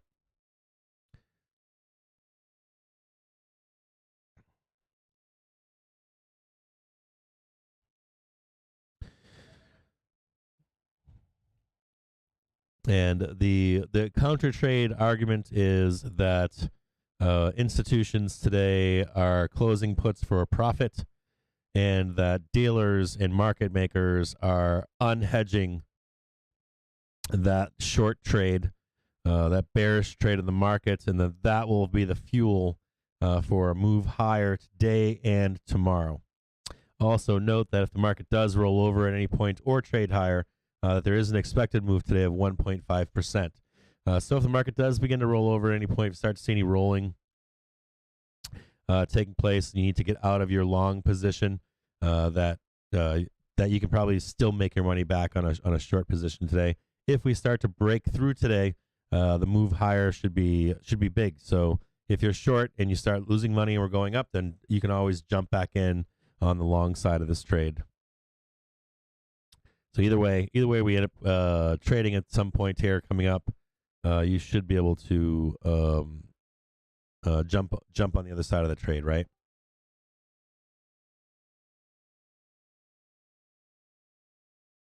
Tesla. Look at Tesla right now. We are squeezing higher currently in the market. Oh, yeah, baby. Look at that Tesla. Tesla's trying to get up there. Tesla's trying to push up right now, trying to break above resistance at 1,000. If Tesla can break above resistance, next price target on Tesla, 1020. Let's see if we can move it up even higher here. 1050 with some resistance. Looks like we've got some heavy resistance on Tesla above. Tesla wants to roll here. Now, if Tesla does get above, I don't know what the correlation. I used to remember exactly how many points equal to the S&P 500. But try to find out where 445. Find out how many points Tesla equals to the S&P 500. If the S&P 500 can go to 445 today, try to find out what that equals to on Tesla, and you should get an answer for where real resistance is today. You just Google search it. You should be able to get up to at least 1020, though. I would suspect if the market doesn't roll here. There are some sellers above. Maybe 1050. If we don't roll the market over here, I'm going to give you two price targets for today: 1020 and 1050 on Tesla.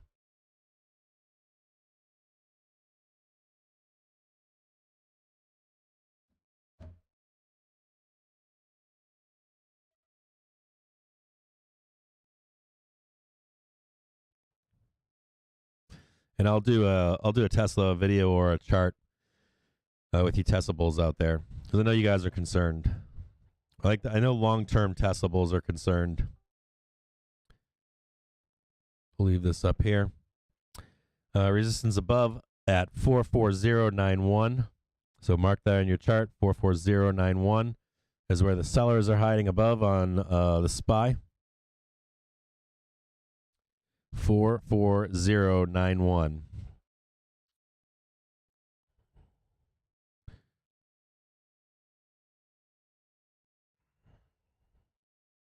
$44091. We'll leave a cursor up there so you can see it. 44090, excuse me. Oh yeah, baby. Oh, make me that money. Make me that money. Squeeze it up there. Squeeze it up there for daddy.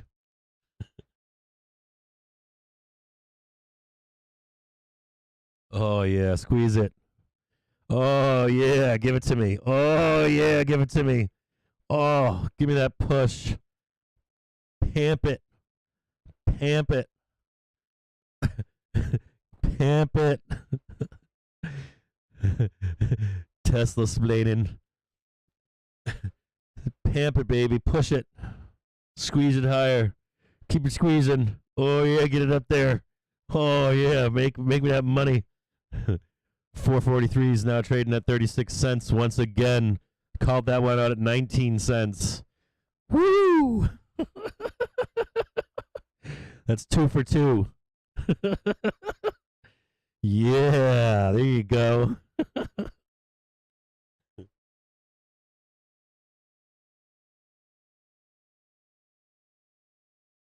All right, I just took some profit on that trade. So I just took some profit off, some money off. Shit, I should have held them longer. Blast off, baby.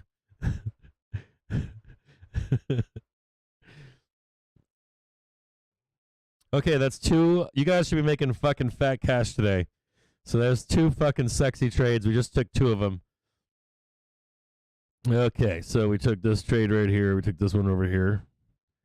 We bought that one right there, right? We bought this one right here. We took that part of the trade right there, right? We got that one. And we got that one over there. It's pretty good right there. Bam, ram. Didn't get fucked around with in this bullshit over here. Didn't get fucked around with this bullshit over here. And so we did pretty good. So we got some sellers here. That doesn't mean we don't flip a bitch here, but just be conscious of it. That right here, we've got some sellers hiding. We'll take a look back and see if we reject here or not. So a quick little rejection here. If we can get past these sellers. 441, if we can get past them, we'll take the next trade up higher.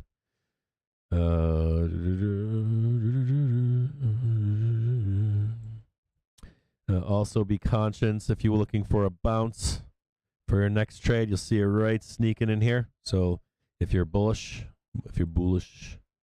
look for another bounce down in here. See if we can get one more.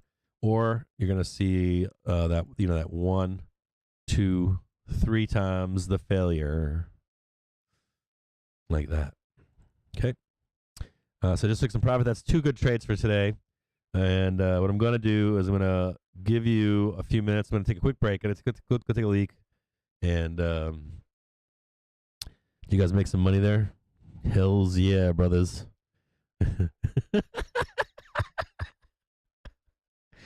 Hells yeah. And I'll be back for another trade with you in just a little bit. Not a bad day so far, right? It's a pretty good day. So we'll take a look. I'll give me like 15, 20 minutes. I'm going to take just a quick break. It's now 11:06, so I'll be back here no later than 11:30. If there's a huge market pivot or something, because I'm still here sometimes, but I get up, stretch, take a piss. I have some water here, but I think what I'm going to do is grab some lunch or something, make a sandwich or something, check on my daughter, and see if we can make this next move higher. If we do break through 441, if you're still long here, if you want to pick this trade back up again, if we start to smash these sellers, look for your next target here at 44199. And yeah, whoa, right here. This is Sneaky Pete's. Careful of all this up in here, like 442. Be careful of. And then this would make that move higher. This is that clear sailing from 443 to 445. Dude, those are fucking 2 kick-ass trades right there. That was like 2 15-minute trades that fucking are baller. In and out, like a surgeon. In and out. That was some good trading.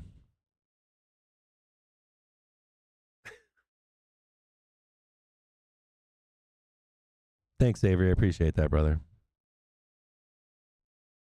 Right on, Abraham. Fucking good day. Always like a good day. I'll be right back. I'm going to leave the stream on, of course. I'll be right back, okay?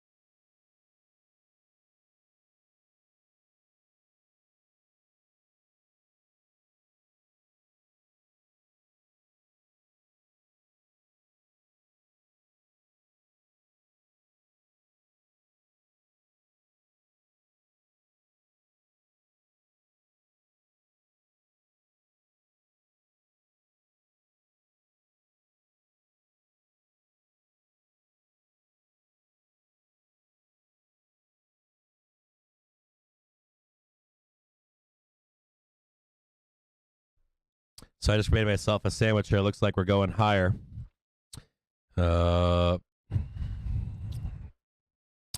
Just jumped above where the sellers were.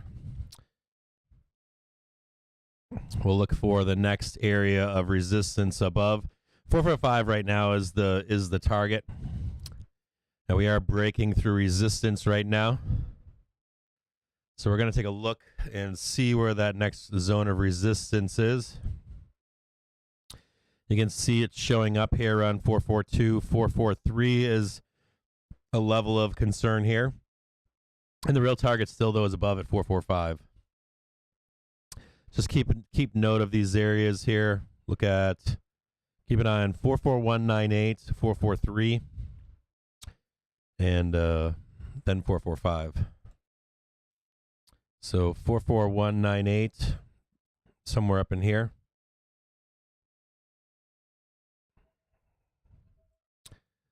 Who was your next one? And then there's another one to add in up here at 443. These aren't major resistance points. These are just minor hidden sellers. Okay, so this is your first real band here. A little bit of volatility in this area here. The price target, though, above is most certainly 445. This is bullish. If you don't know that, this is very bullish. Got a nice little consolidation phase here. Another push higher.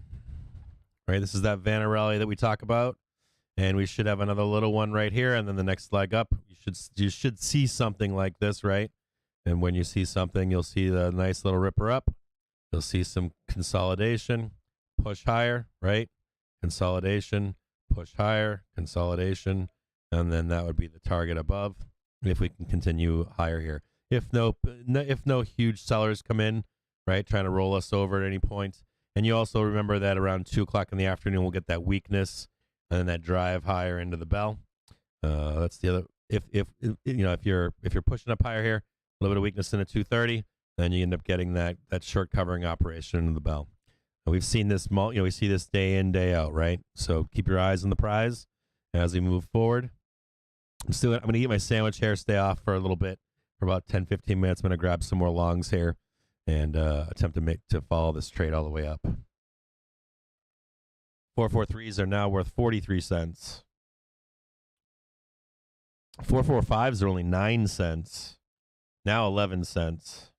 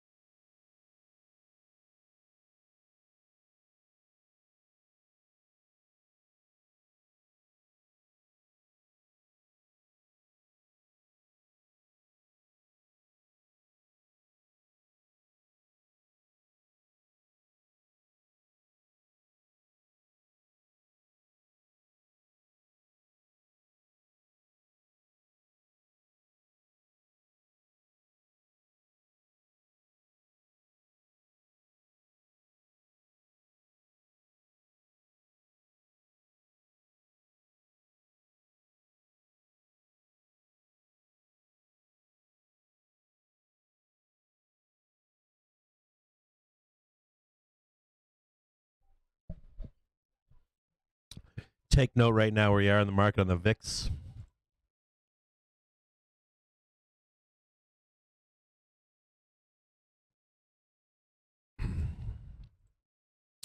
I'm using it on a different screener that I've got charted out, but just make note of this right here. Nice trade up, nice sell off in the VIX down to support at 22.27. If you are in any longs, you may want to take profit here, just to see if there's a reaction here on the VIX currently. I think we can trade below this, but just be conscious of this area here of contention, right? You see this contention here, and then a fight to get back above it. This is a critical point in the VIX right now, where we are trading. If we do get a breakthrough here, though, we'll make that leg higher to 445. This is a significant area here on the SPY.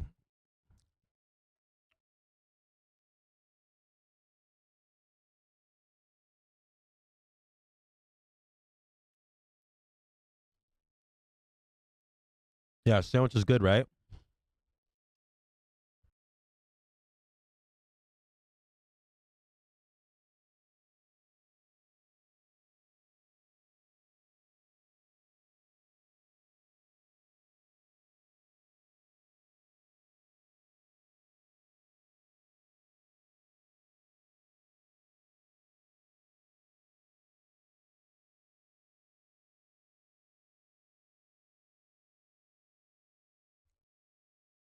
Chase, I just like to buy calls, max their profit, and then I sell them each leg. Because I'm trading 0 dates today. I'm not on like 5-day calls. It wouldn't be so bad on 5-day calls. That's a good question. If I'm going to trade 0 dates today, let's say I'm trading today's 0 date, the call is typically, or put, is typically only good for the direction of the trade. So let's say we go up all day long today and you hold a 2-day or 3-day or 5-day call. You have intrinsic value in that option that will hold its value. If I'm trading 0 dates, let's say I'm trading 443s, for me to maximize my profit potential, I'll trade each leg, pull some profit off, and then jump back into that option. Because as soon as that direction stops or turns around, whether it stops or just turns around, that option loses a significant amount of value. So I buy them, sell them, buy them, sell them, buy them, sell them. Good question. Going back to the sandwich.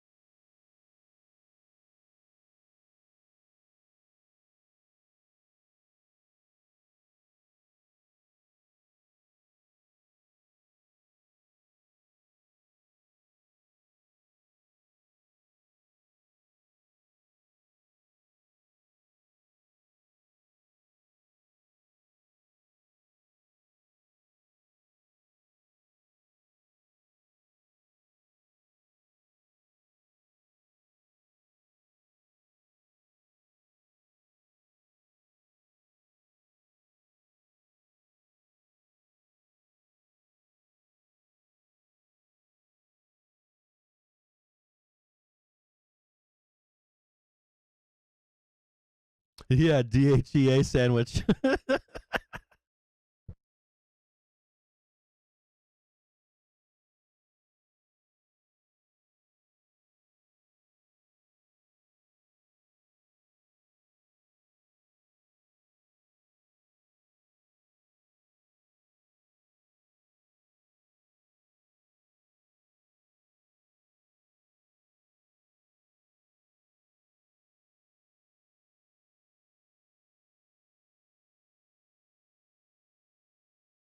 Just eating a quick sandwich. I got the mic off while I eat a sandwich and I'm paying attention to the charts. I'll bring up the quick chart for you here, not a suit. Or Paul.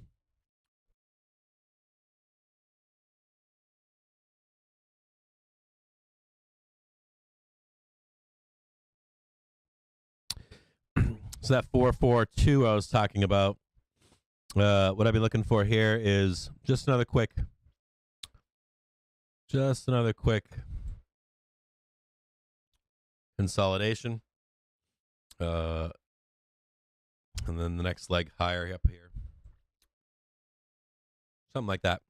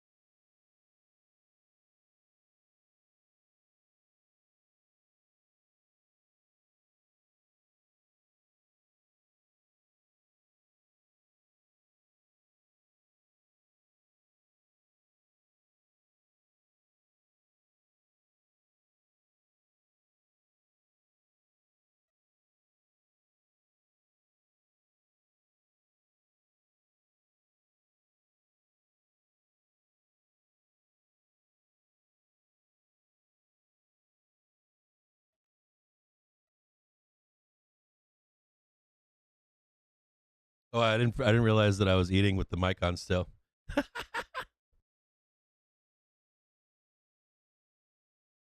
I'm like jaw jacking on some kettle chips so they're crunchy.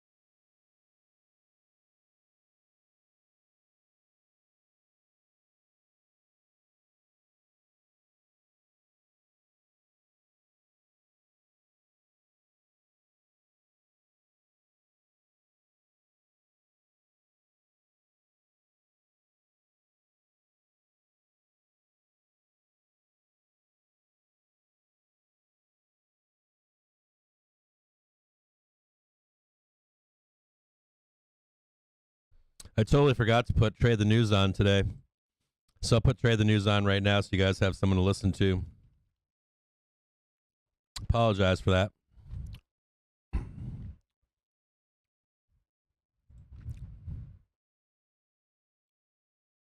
So you guys will have someone in the background. You're listening to Trade the News.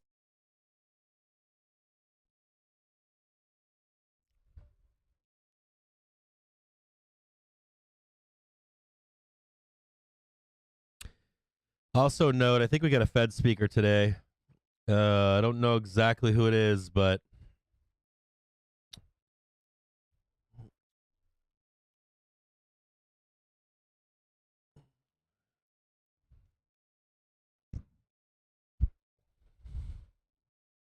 so look and see.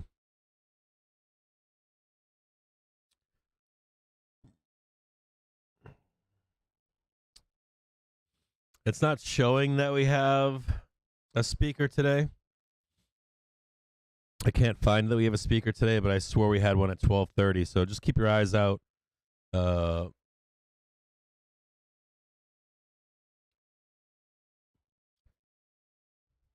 Keep your eyes out on. I think we have a Fed speaker. It's not showing up on anywhere for today.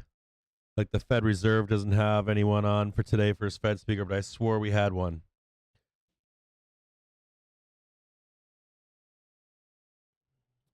Take another look here.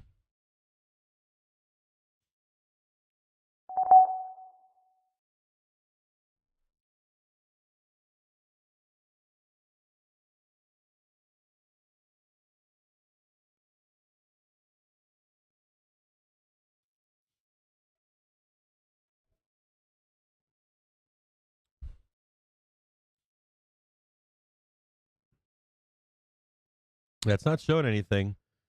Great Britain, Great Britain's got CPI stuff coming out at 2:00. PPI for Great Britain.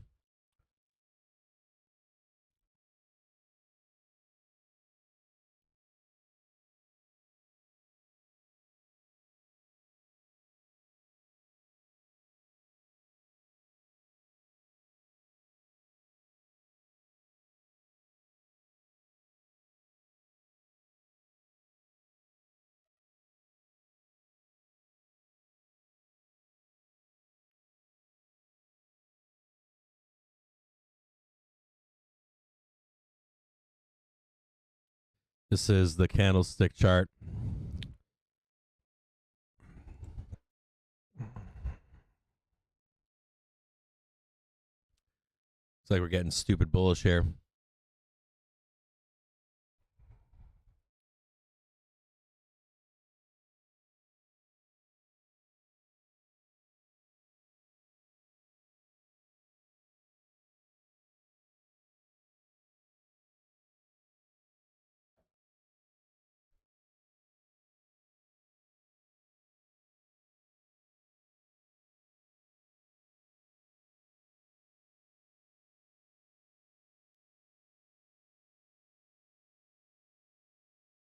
The press conference from the Bank of Canada's Macklem is now ended.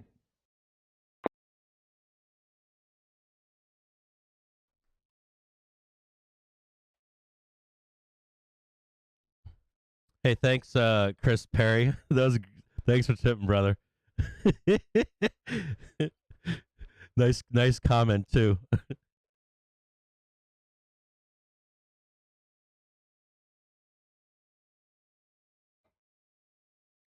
I wonder if any of you guys out there are going to buy DHEA. That'd be funny to see like 20 or 30 of you on DHEA for a week. Hi, buddy. How are you doing? Happy lunchtime. Did you like your hot dog? You're a good boy. You are a good boy.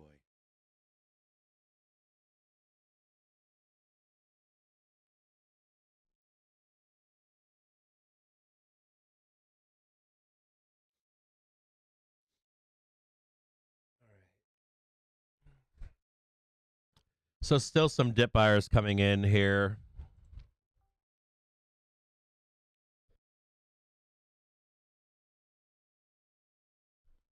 Dip buyers buying the dip. UNG, always like seeing that. Natural gas, right? April 13th, April 22nd, 23C for $200,000. SPY dip buyers, QQQs, NVIDIA Qs, Facebook dip buyers, April 14th, 220C for $31,000. Looks like they're following that big trade from yesterday. Remember yesterday we had an $8 million trade come in for a matter of fact, yesterday, if you recall, I talked to you about the Tesla trade, and I think it came in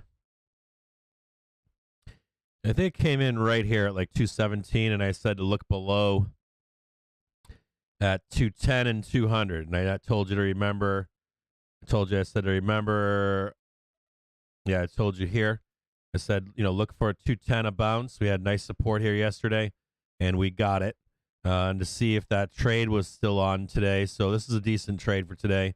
If you caught that bounce on, and then the next level is 200 if the market sold off this morning. Looks like we had a decent bounce here on Facebook today.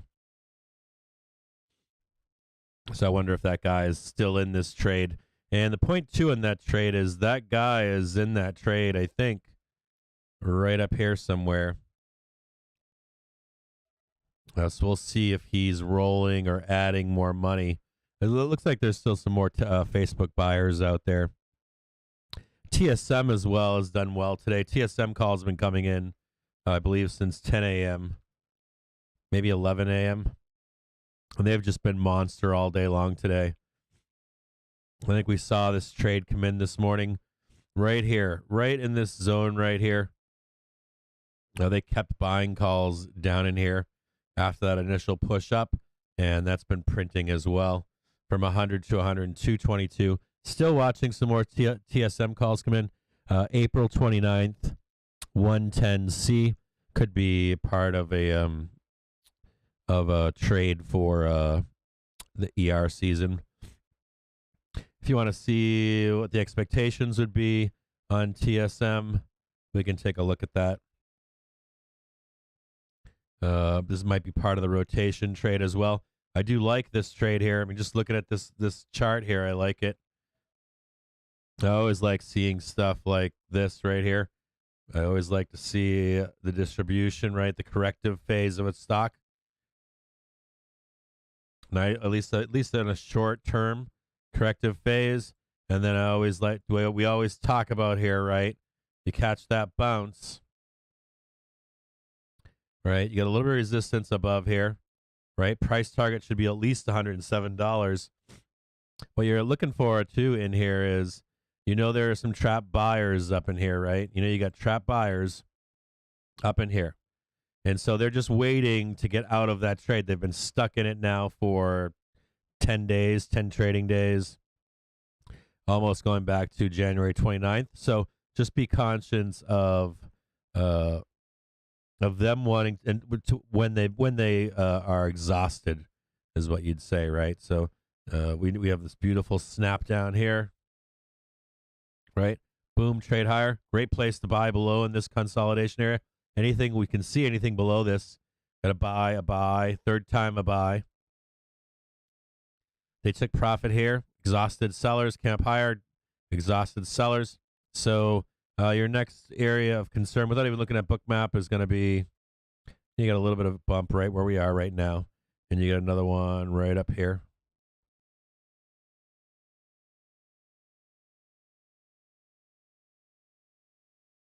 So you just trade each zone, right? You take this higher, look for consolidation, wait for a breakthrough, consolidate, right?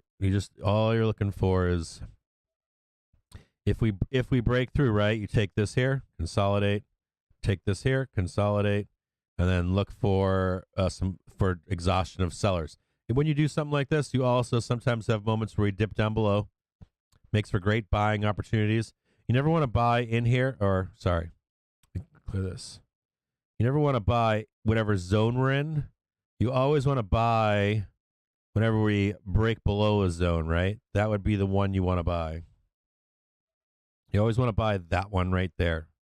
Now I'm doing this on this is multiple days, but if you can use this chart on intraday too, like daily trade.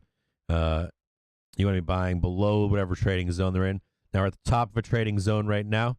You can pick this back up once we get above it, and then buy the dips until it goes higher. I like this trade. I like the TSM trade.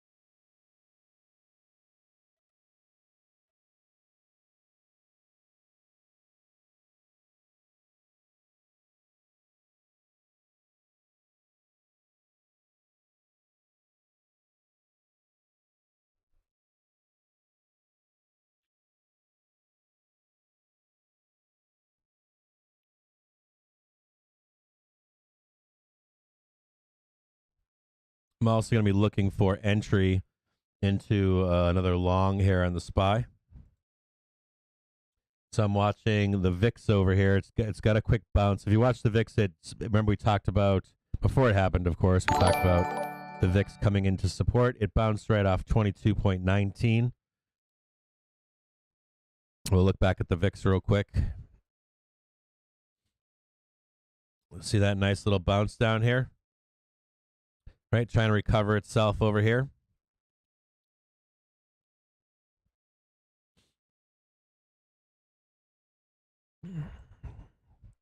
Got that nice little bang, bang, move up higher. We'll look to see if we can catch a dip in here. If you're a bull, you could be looking for somewhere in here. This would be A, right where we are. B. And the safest one, of course, is going to be C over here. You could start out with if you started with $100, you could buy $10 worth, and add a 30, and then add 60 for a full trade in here for this move leg higher.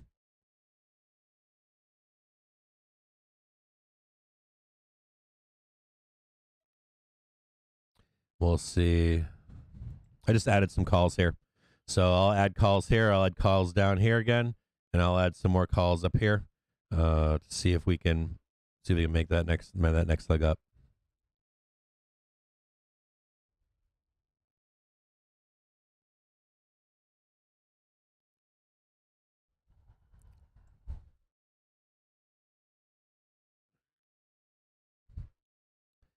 So Brad, you got some DHEA? Yes, you got it yesterday. Got Walmart version in the meantime. How many milligrams, Brad, was in your Walmart version?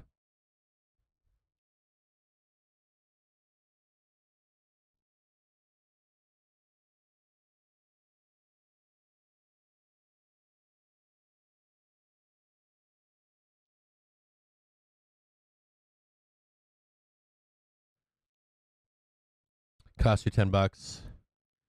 Dude, cost you $25 for the shipping, huh? Jesus.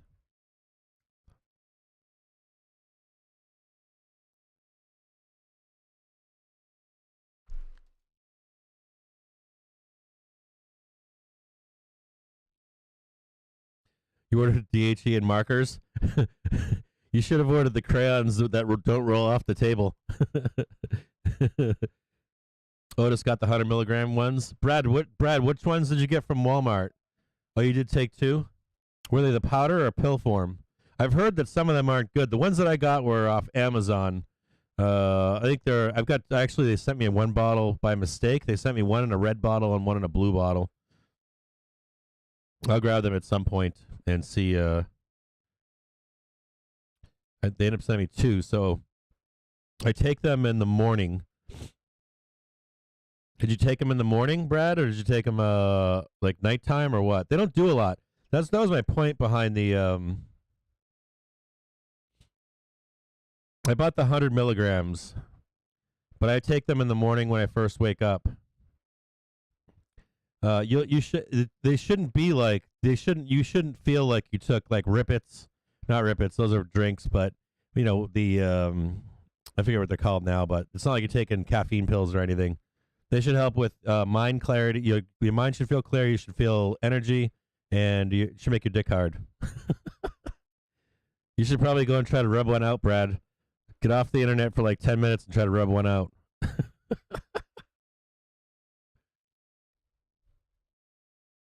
I don't know if it needs to be ionized. I'm taking it in the morning. I wake up in the morning, I'll pop a pill with some water.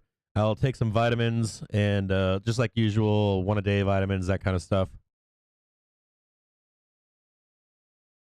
What I noticed is that I have like manageable energy, not like from a caffeine pill. Like it gives me more energy.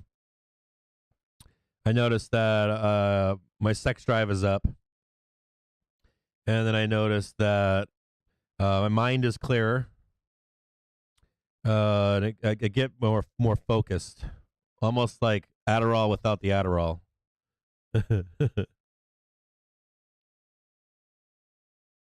Yeah, I'll go grab the bottles right now and take a look. Hold on. Give me 2 seconds. I'll get the bottles.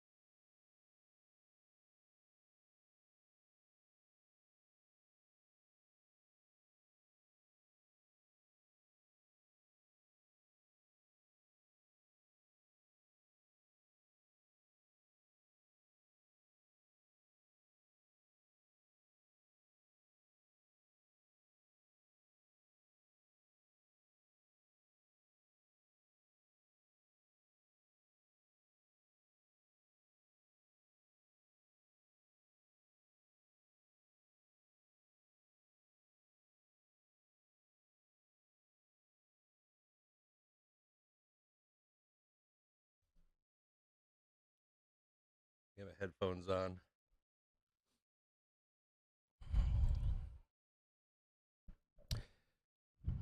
We'll see what happens here. I'm looking at this just creepy crawly down. This is that where those original sellers were at 440.83. Looks like there's some support at 440.40 down here, slightly down, like here, right in this zone. I did buy some calls right in here. Like 5 minutes ago, I bought some in here. I'm still holding them. Just I don't want to miss that. You know, so you know how these days go, right? You consolidate, you end up missing the rip. You consolidate in here and think it's going to roll over. It might roll over, but typically in days like today, at least twice now so far, you end up missing these trades, right? Consolidates, you think it's going to roll, it doesn't. It goes up here, and then you say, shit, next time it happens, I'll do it. And then it does this stupid shit. And you get scared, and then it does this. And then by the time it's happened 3 times, you miss the entire fucking trade all the way up. So I've taken this trade now. I took this one here, and I took this one right here. Oh, no, I only took this one. Russia reporting year-to-date consumer prices of 10.83% for the week. This weekly CPI data from Russia. So I'm going just past the noon hour here in New York. The Dow up about 130 points. The S&P at 44.23, up 25 handles. So the pills that I got, composite up 197. First one is Horbach, Horbach, Horbach, 100 milligrams. I'll hold the bottle up for you. These ones right here. I've been very happy. No, these ones I didn't feel as much this morning. I took these this morning. They were okay. This one right here is the one in the red bottle. Oh, it's still Horbach. So I don't know. Oh, wait a minute. That's why. No, wait a minute. Says they're the same. Same company. This one is red though, with a blue and white label. And they've worked well for me. They don't give you the feeling of like you took Cetaphil, but they increase your sex drive. It's like you feel motivated, like you want to get laid.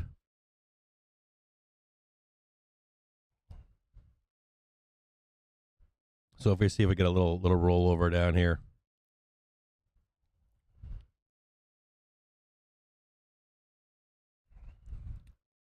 This is that little area down here I was talking about. You can see you've got this little band right here, and you've got VWAP back down at 439.71. You can see the support here. And then, of course, the smart money is down below at 439.40 to catch a dip down in this area right here.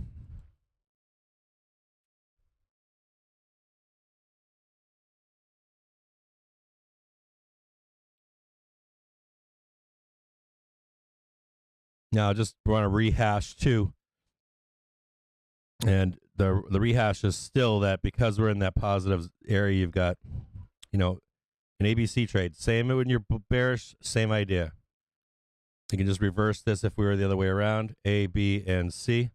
The safest trade is, of course, the C trade because you're looking for confirmation. The best money, of course, is the B trade. Now, the A trade is the riskiest trade, so you typically enter with a small amount of money and then add to it twice, right? But if you don't take the A trade, you could miss the trade. So you end up going higher.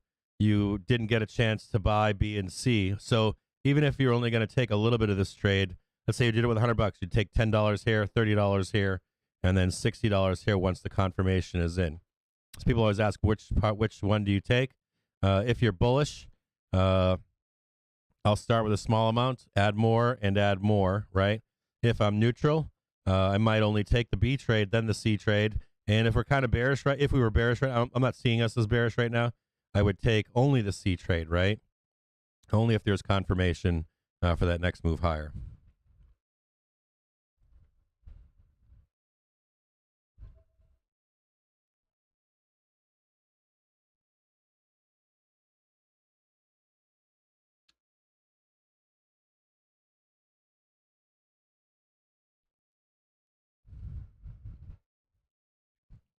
Yeah, so those are the pills that I'm taking. I'm pretty happy with them. I usually am not happy with supplements. I don't like supplements. I don't like. I've tried all kinds of I do like the 1-a-day multivitamin, and then I've bought different vitamins over the years. I'm never happy. Sometimes too, there's too much of an effect. Like some of these things like get me too amped up, or I get edgy, or it's like affecting me too much. It doesn't feel natural in any way, shape, or form. And so I'm always trying to, I want to feel normal, but feel better, feel like I'm, younger, of course. Like anytime you're over your 30s and your 40s, you want just that little bit of edge, that same feeling that you had when you were 16, 20, 25. And these have been helping with that. Got a nice little squeeze going on in the SPY, currently just squeezing them out. See if this continues on.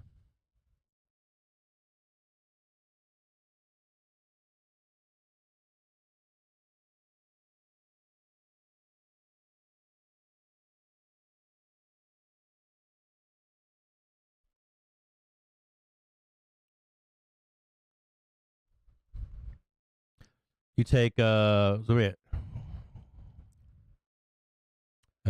out. Wait a minute, Sean, I'm looking through right now. Let's see what you guys are saying. Hold on, let me scroll back up here. I'm missing some of your stuff. Used to have high blood pressure, now 125/80, 4 years old in a month. Missing what some of you guys are saying above here. Yeah, I'm not on any other I'm not on any medications. Yeah, Adderall minus the meth, of course. My blood pressure's come down too. This year specifically, this winter, I haven't exercised. Is the first time of the year that I haven't exercised regularly was this winter. So I'm kind of scared. My last checkup was excellent, but I haven't done my normal regime of exercising since this past winter's been really fucked up for me. Just too busy, too much shit going on. You fast every 2 months for 7 days. I used to fast a lot too. I love fasting. I fucking love fasting. Or not fasting. I like to skip a day of eating. I used to do it more religiously. I don't do it as much as I used to. Wish I did. I feel great. Even just skipping a day of eating.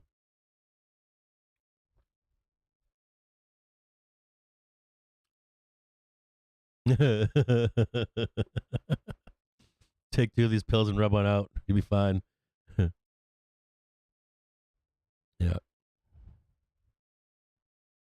Yeah, I'll bring up the cues for you. Can ladies take those? Yeah, so DHEA is a precursor, good for both men and women. It's a precursor. So women have natural levels of estrogen, some other, there's like 3 different kinds. There's 3 to 5 different kinds. I don't know all their names. And then, but it's basically estrogen and then, or hormones, and then for men, testosterone. This is a precursor. You have to have DHE levels in your body to produce testosterone and produce your natural hormones. There's some other people take, especially women take some progesterone. I think women will take with DHEA, but for men, if you just take the DHEA, it gives your body the ability to continue to produce testosterone. So they say it's a precursor to testosterone for men and precursor for both testosterone, just natural levels of testosterone and estrogen for women. You're not artificially taking testosterone or estrogen. And I know women take it if they are trying to get pregnant. So it is for your libido as well for women.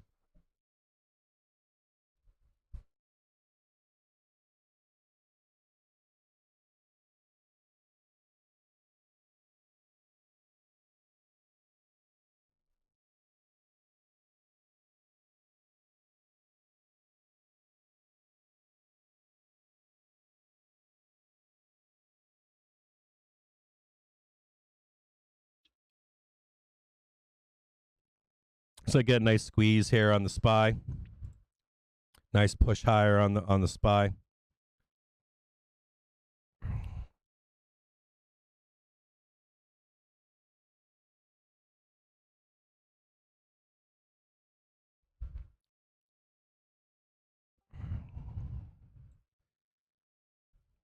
Phosphatidylcholine. If you like cognitive supplements, I'll write that one down. Hold on.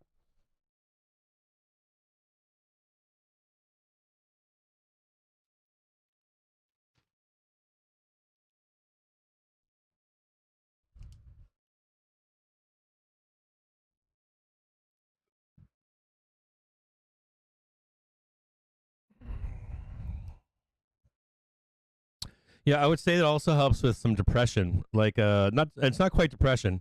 As I get older, I lose interest in stuff more than I ever did when I was younger.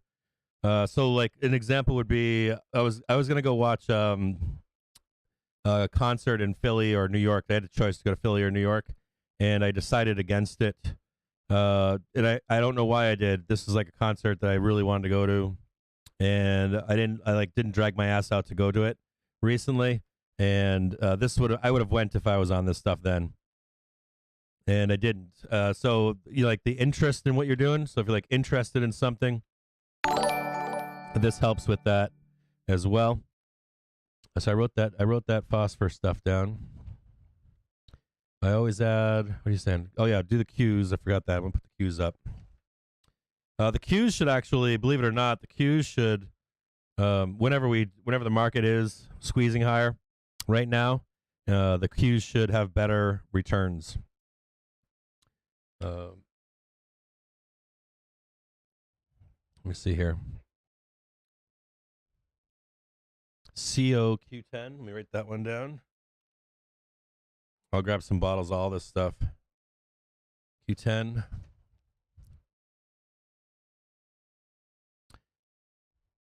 I do that still, the 8-hour block. Like I started the not started, but I do. Matter of fact, I did that just the other day. Let me see. So take it and work out. Yeah, a lot of guys take DHEA and work out with it. If you are working out consistently, the DHEA will have lots of benefit for you for your testosterone production. Yeah, I take vitamin D. I take that my regular daily vitamin. Lunchtime was when you poop not trade. Yeah, gas station pills, exactly.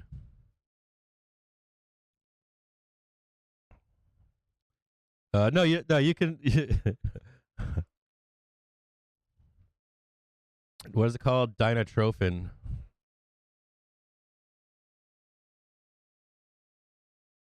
Look that one up too, Emerson. Thank you. It's the one that I take is DHEA. You can look them up. DHEA. It's fine for men and women to take both of them. D Delta Hotel Echo Alpha. I haven't had any like the thing that I don't like is like I don't like taking something that I don't feel anything. I don't like taking something that there's a withdrawal from. Like it's like drinking or any drugs or anything. I don't like waking up in the morning and being like this sucks or I have to take more. Anything like that.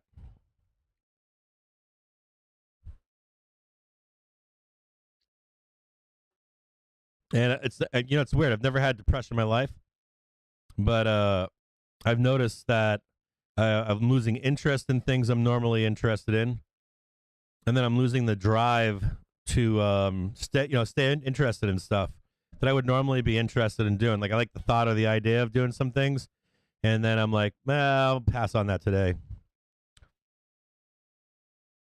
And I don't, you don't. That's not normal if you're actually interested in something.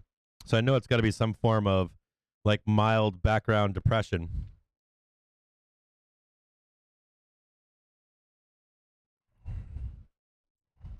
And I'm sure part of it is just getting older. I mean, as you get older, you start to notice changes in your chemistry, your body chemistry, right? You don't recover as fast. All that kind of stuff. Yeah, I support cognitive function. Jade's saying. Yeah, I'm gonna grab some of that stuff too. And this stuff's cheap. Like Association of American Railroads updating their weekly traffic report. Total units at 508,000 down 1%. Intermodal down 3%, and weekly carloads are up 1.4%.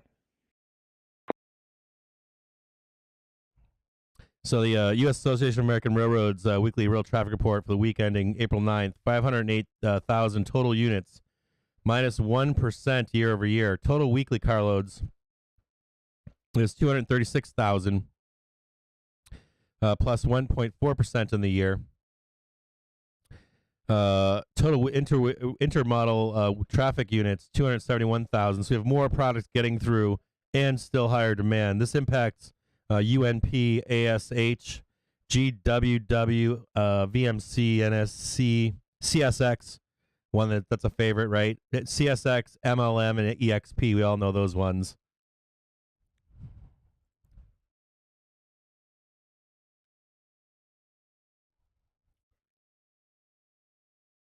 We take ashwagandha now. I'll write that one down too. Yeah, the thing too is like the reason I'm even talking about this stuff is because I went to my last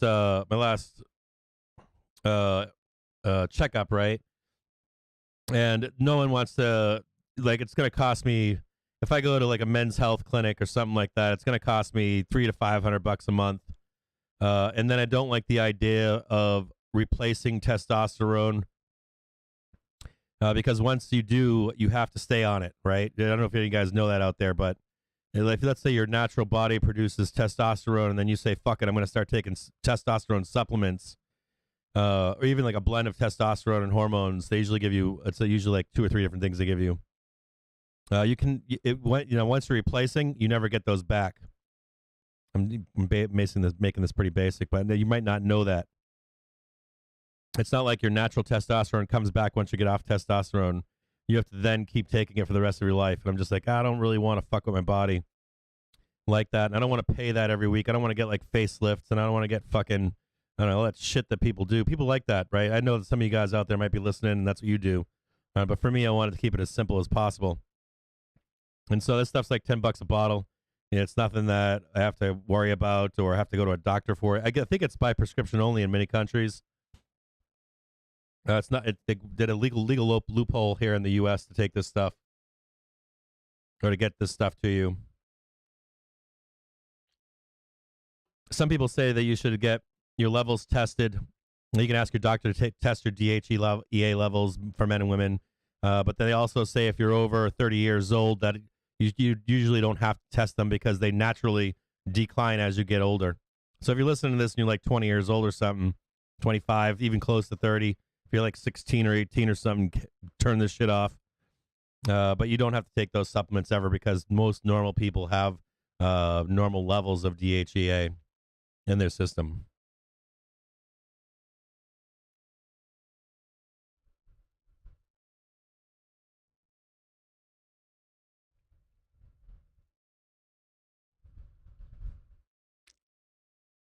No, I like the idea of TRT. Look, I love the benefits of TRT. I'm not anti-testosterone therapy, but I'm taking this stuff because my testosterone levels are higher naturally. I'm not at an age yet or a physical part of my life where my testosterone is low, but my DHE naturally is low as I get older. So I'm just supporting the production of testosterone at this point. But if anyone takes TRT out there or testosterone, I understand. I thought about it myself. I considered it. So I'm not going to say like, I'll never do that or I didn't consider it. And if I were to turn to that at some point in life, I like the idea and the benefits of fighting prostate cancer. That shit comes down later in life, right? Like you got to get a colonoscopy. They don't want to give them to you till you turn 50 years old. So you have to like go in and bullshit and lie so that they can check you earlier. They should be checking you early. This is all men's health stuff. A lot of men, you won't get those things unless you demand them from your doctor. You should get that test earlier than 50. But a lot of doctors won't give them to you till it's too late. Then you find out you got colon cancer. You could have cut out some polyps in your asshole the years before it ever became a manageable cancer. And then of course extending life and then fighting prostate cancer. I want my testosterone nice and high. I believe I want to live a long, healthy life. I was thinking about this the other day. I was talking to my dad, and you start to think about the decades as they pass, and you see some guy that's like 70 years old, and they're broken down, like 70, 80 years old. They're broken down, and that last like 30 years of their life was just like a long process of breaking down and breaking down. I'd rather live a good life for the next 20, 30 years, and enjoy my life, be able to get out and do stuff, and not just go down the hole of that slow breakdown, right? Because a lot of us put ourselves through rough lives. Whether you're hiking, biking in the army, if you're working in blue collar work, whether your friends or your wife ask you to come over for moving, right? Moving your friends out when you were younger. Nice little push there in the spy. Look at that little push up there. Just talked about this, right?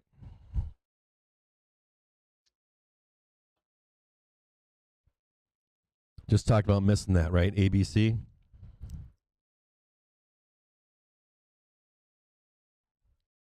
So it's not that that's not a thing like women or men are better or can or can't do stuff. It's that society kind of puts that on you as a man. Society always there's always this expectation that you're going to carry the heavy shit, that you're going to move the furniture, you're going to help your friend out, and all this other nonsense.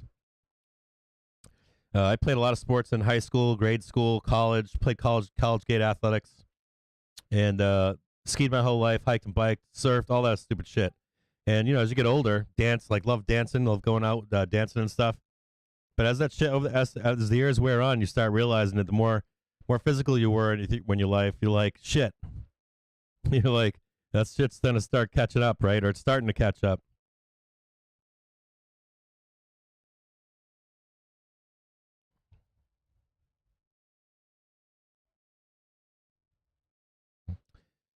Yeah, it should be no. I think after you hit 40, if you're like, hey, I want a colonoscopy, you should get one by request. I think they should start asking at 45, like you should get a colonoscopy, and then mandate it at 50 in some way. My buddy is a doctor, and he says the same thing, right? What they try to do, they don't want to pay. They don't want to pay for the they don't want to pay for the treatment before it gets to that manageable stage of getting actual cancer, because guys have to worry about that shit, especially if you live a good life. Like, you're not really destroying your body. Whether you smoked, drank, or did drugs, if you gave that shit up at some point as you get older, you probably live a long, good life. It's just those common cancers that men get as they get older.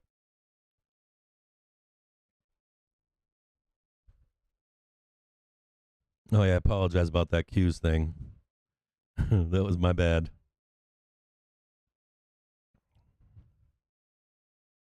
No, hold on here. Let me configure the column over here. And let me do the aggregate over here. Okay, hold on. And settings over here, configure the add-ons. The hero indicator. I'm gonna put the hero indicator on there. Nope, god damn it. Put that hero indicator on there.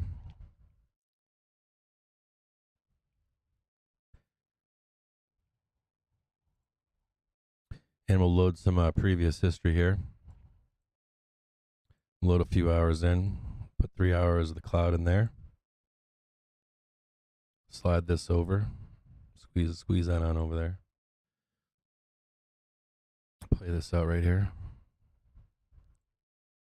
Where are the sellers above? A little bit of sellers up here, 345.60.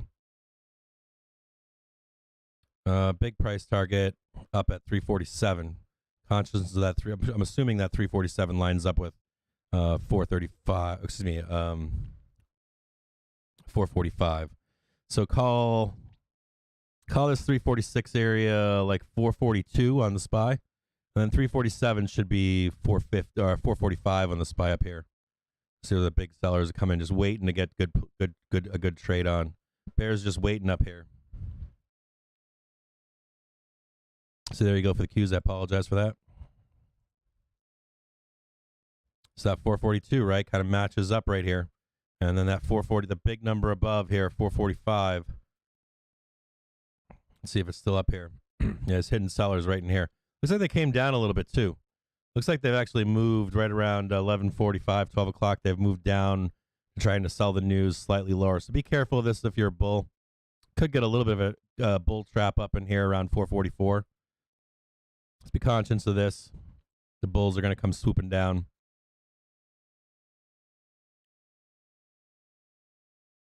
Okay, so had this little buy the dip down here. You should have taken this nice trade. This is a good trade. That's trade number 3.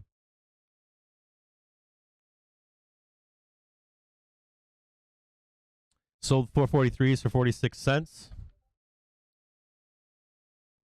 So there's another trade for you right there. That's the third trade of the day. Should make some money on that trade.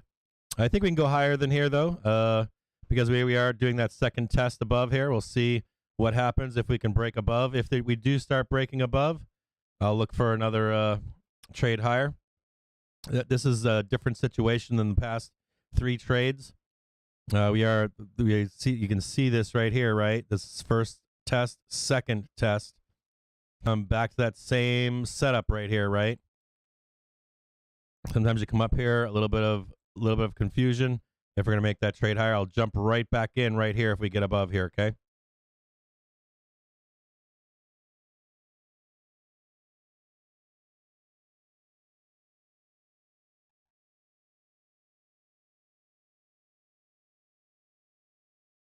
See these little sellers hiding up here at 442?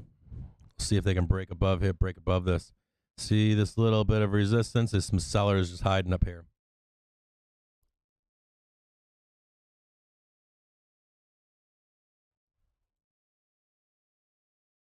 Having some really wonky shit today with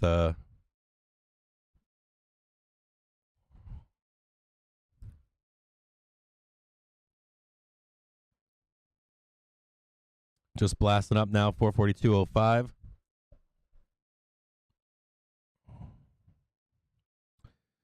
Cutting right through those sellers.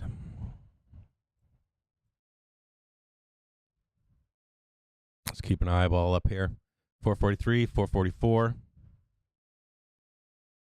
Looks like the sellers came down from 445. 443 is now worth 52 cents. Hells yeah. I'm not in the trade anymore.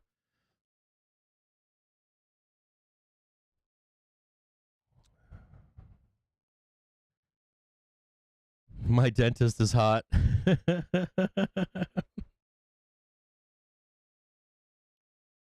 Yeah, it's tough being a man even with a doctor, right? That's another weird thing. So I've had some great doctors and then some bad doctors. And my current doctor I'm not happy with. He's of the mind it's a part of your natural, like part of getting old, man up. So I left a female doctor that I want to go back to. She's always listened to me. My current doctor I'm not happy with. I've never had a doctor I wasn't happy with, but this one I'm not happy with at all. Okay, so 12:26 in the afternoon, right? Had this nice push above. Let's take a closer look at the day so far. This little trouble zone back here on the left-hand side, right? Some more sellers came in over here. It looks almost like the same area, right? We talked about this just a few minutes ago. We got some hiding sellers above. They're going to want to get back in, right? This is where they're going to want to get back in, this contentious area. As we move higher, we might need to find some consolidation in here for another move higher. So we'll start to chart that out. All right, on that little green one.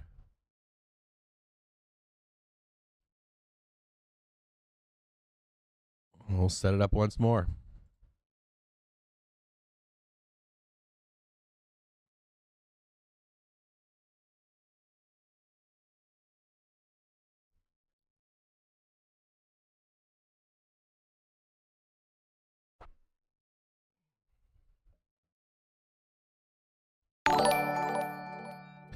The male doctor's old. It's the first old doctor I've had. I'm not happy with him at all. Not a young guy.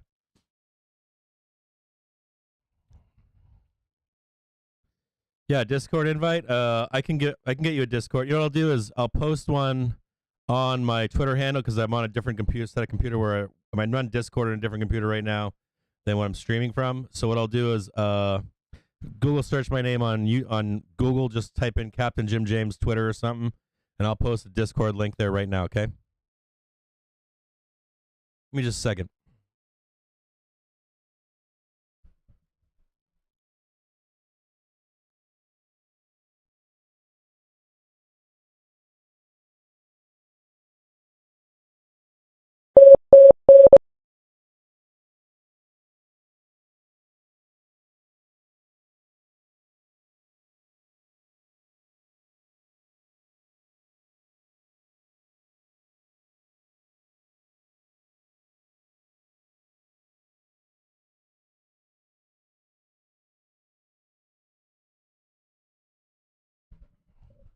So I just posted a Discord link to Twitter.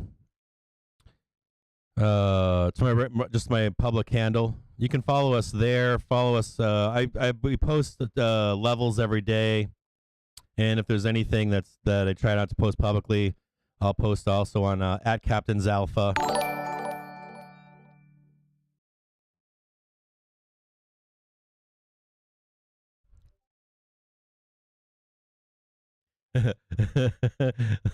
Love Andy's like, apart from the anal probing talk, excellent live stream. Thanks. Men don't talk about that stuff, do they? Man, it's like all quiet. I'll talk to you guys about it. Men are always quiet about that stuff. Like, I'm never depressed. I'm always this. I'm always strong. That's how we're raised. It's kind of fucked up too, right?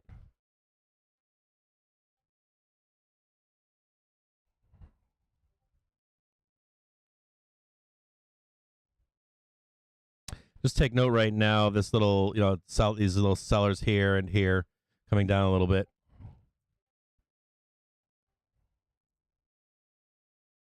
See, I charted this out earlier, so we'll try to see if we can find a place to buy. Can also see right in here, there's some support right where my cursor is.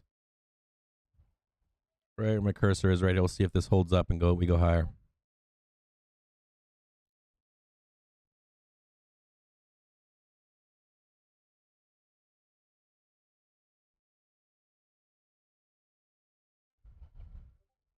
Thanks, your wife's boyfriend. I appreciate it, brother. Yeah, Trade the News is still on right now. Can you guys? I'll do a test. You guys can hear it. If the audio is not broadcast quality, is not clear, or is choppy, please let me know if you can hear that over the stream. Yeah, it is double-edged sword.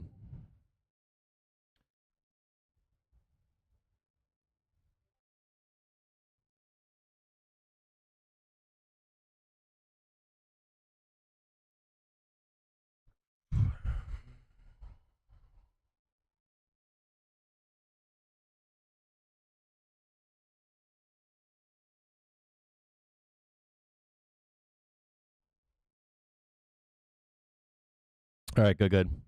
If the stream is lagging for you by a few seconds, like 15 seconds or whatever, if you go to the little hamburger icon down on YouTube, you can speed up the stream.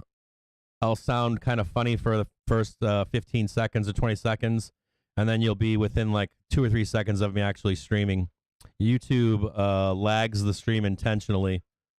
So if you're just joining us for the first time, if you want these trades in real time, you can speed up the stream. I'll sound goofy, and then I'll sound normal again in the stream. The broadcast is on 1080p.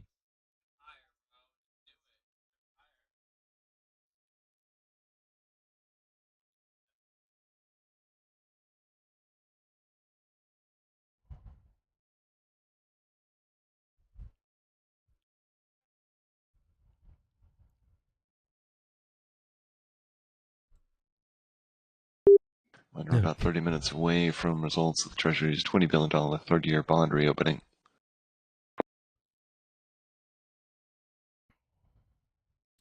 Okay, so cap question, how do you know when to take profit or keep holding for higher outside of Bookmap? For instance, there's no stream and we don't have access to that. Good question, Dan. So how do you know when to take profit or keep holding for higher outside of Bookmap? For instance, there's no stream and we don't have access to that. So just for me, I keep going back and forth to these to this chart and showing you where I'm picking them up and then taking them higher. I'm looking for consolidation currently. So we start your day with what I start my day out with is let me move this over for a minute. Not my day. So I do my own due diligence. You guys do it. You follow people on the internet. You read your articles and stuff like that. So I'll start off the day. I look at the market profile on Thinkorswim. I have a script for it. And then I'll just do traditional candlestick charting on a candlestick chart, right? I'll snap in some levels after that, see if it all lines up. Then I'll read my spot gamma report that I have to read, right? And then I come into the day, turn on Bookmap, and check my traditional charting patterns against Bookmap as the levels come in, as the sellers are here. And at each level that I've already, all this work that I've already done, I already know where these levels are, right? And I keep snapping intraday lines and looking for bullish setups and then seeing if sellers are above, right? So we're consolidating here or making the move higher. We know we had a double top above here. We know there should be some resistance here on a candlestick chart. And so then I'm looking over here to see if there's still resistance here.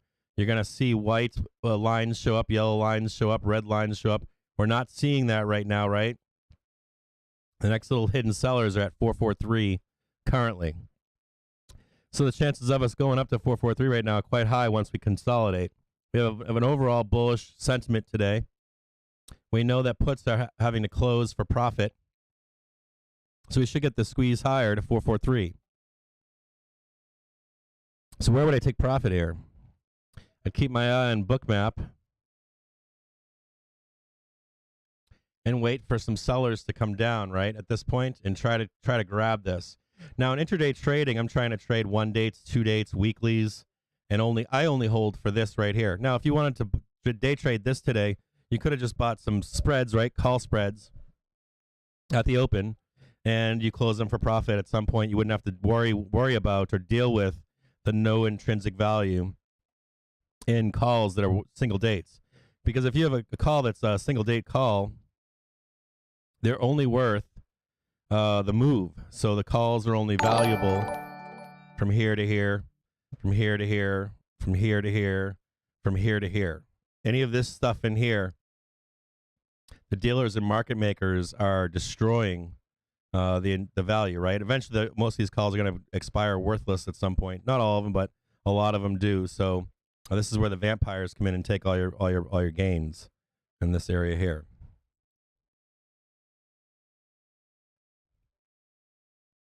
Oh, hold on. I just need a minute, hon. All right, I got to take another quick break real quick. I'm getting some questions from my daughter. I'll be right back. Next price target, 443.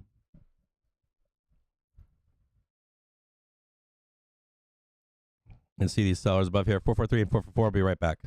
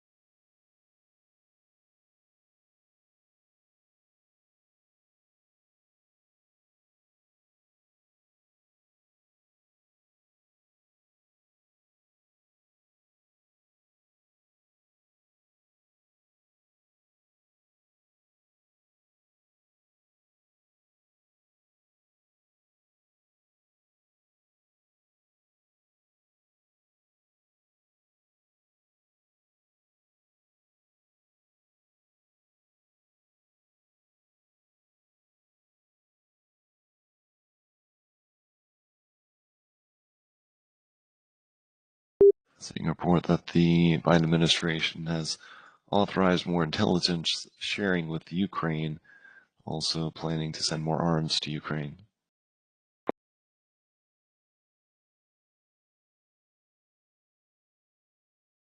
The report follows on the reports yesterday that the U.S. would send $750 million in additional arms to Ukraine.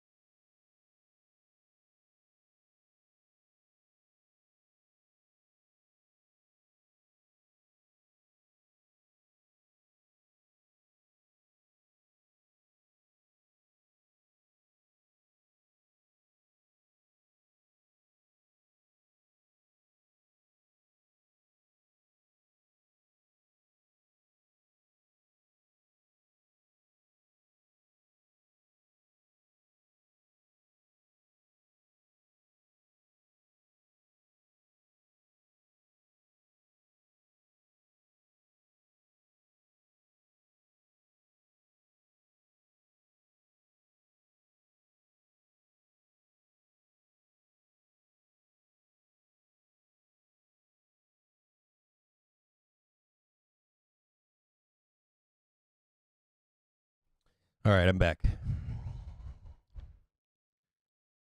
Oh, yeah, baby. Keep on pushing. Keep on pushing. Now, let's talk about longer trades as we climb higher here.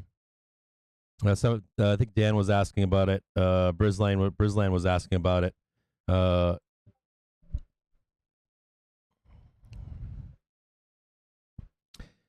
Dan, were you asking about like intraday day trading stuff? Or are you asking about monthly trades, weekly trades, or 3-month trades?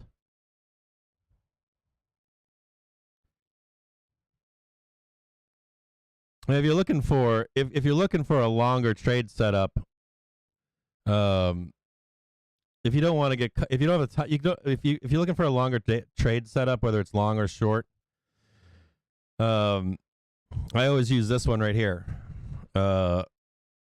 We can spread it out a little bit.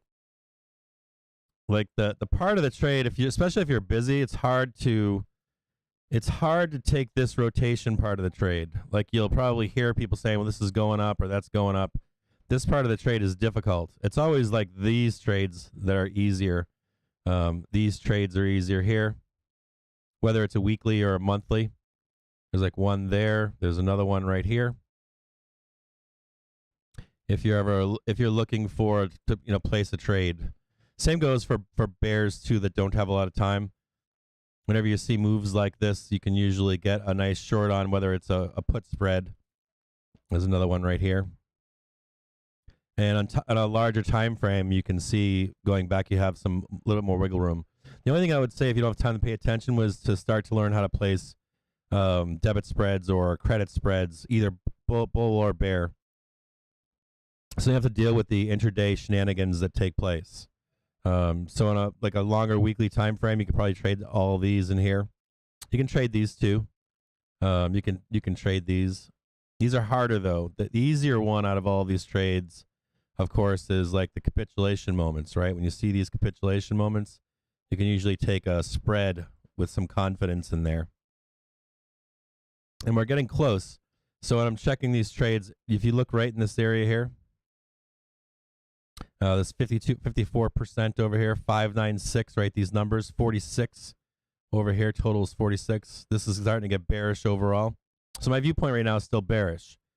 So if you can't day trade or whatever, even if we rotate still, I'm looking at some point for a rollover in the market. So if you're looking for that rollover in the market,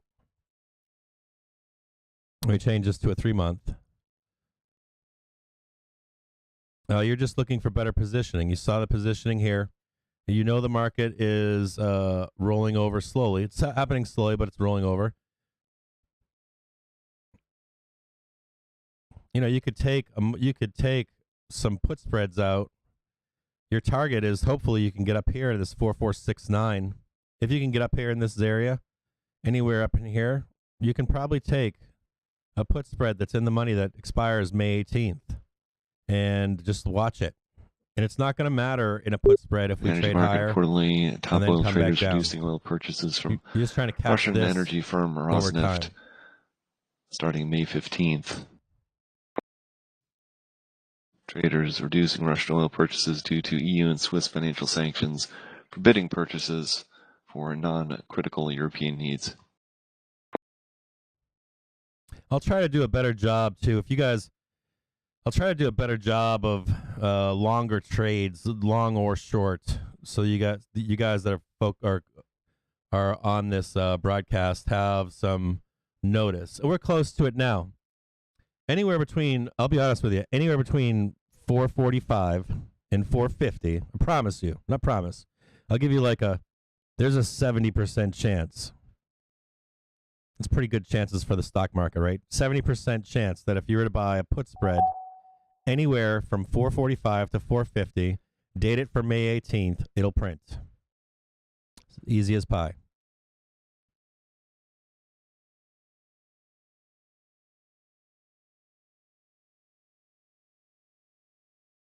No, there shouldn't be a Vanna rally post OPEX.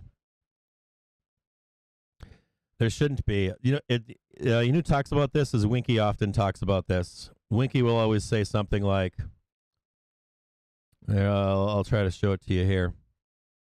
I'll try to show it to you in a better time frame here. So Winky always likes to talk about this. This is a good way to talk about it. So what you'll do is up here, the bears, right?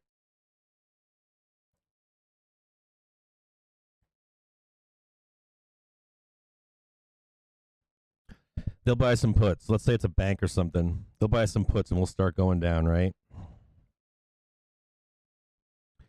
And as we get down here, some retail bears will buy puts.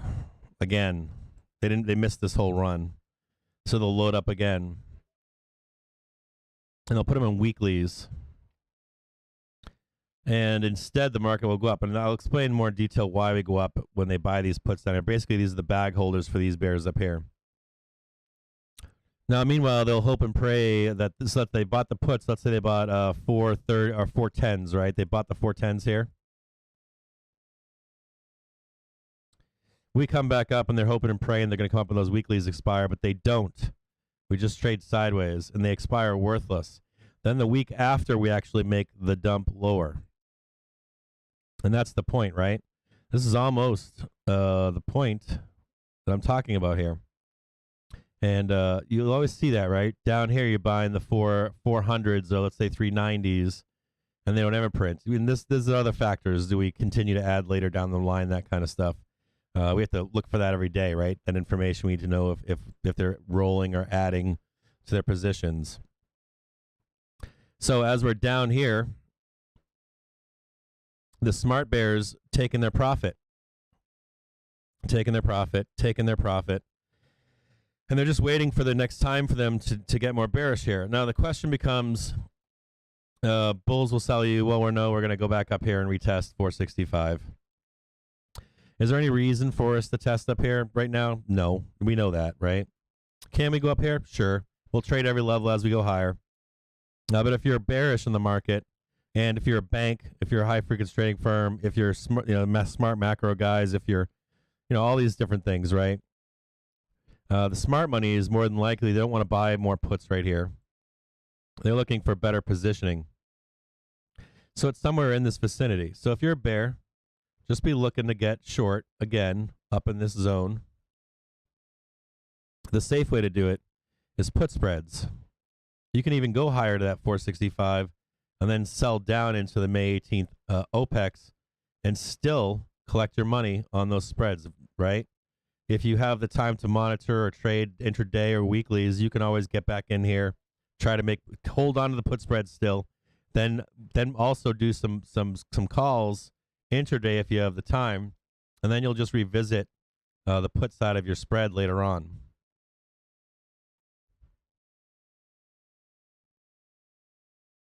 So just be focused on this if you're a bear. Date them out to like June or to May 18th. It wouldn't surprise me to see us. Wouldn't surprise. Let me clear this out here. It wouldn't. Why am I still doing this? Okay, I don't know what's going on here.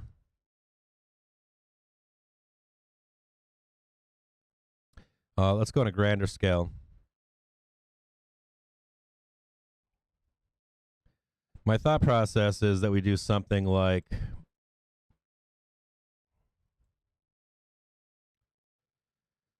let's say this is mid-April, right? Late April here. Or what I think is going to happen is, what do I think is going to happen?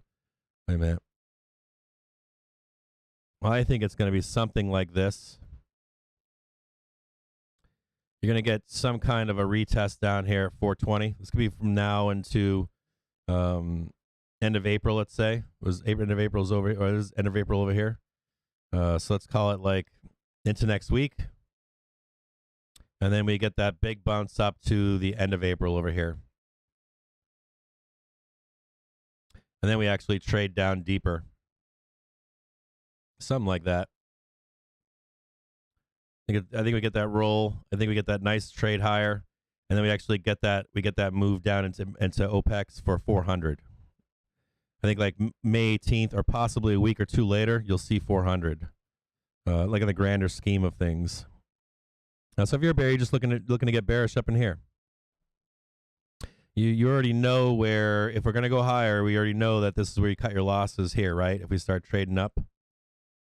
But somewhere in here, you're looking to get bearish. And bears are letting off their puts. They're realizing their gains, and we're getting a Vanna rally from right now. Again, if you're a bull, you're not seeing massive calls come into the market. You're seeing the rally because the dealers don't have to hedge those puts any longer.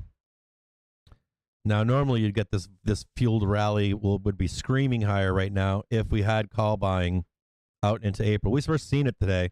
We're not seeing it like we used to see it in like 2020. You're not seeing it like you saw it, for a couple of years. We would have been up fucking 100 points in a day, right? But we are moving up. We got some nice little bumps coming up here. We'll check and see if the sellers are still here. See them up here hiding at 443, 444.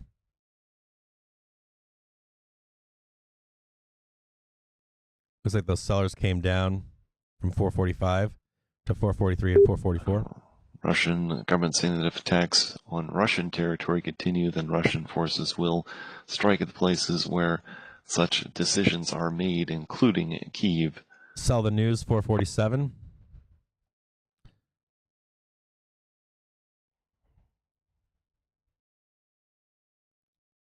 We're going to take a look at 447.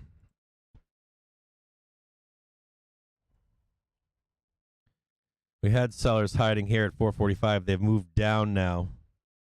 They've come down over here. So this R2 has now come down. And if we trade higher than there, I'd say the top today, if we can get there by close, it's going to be 447.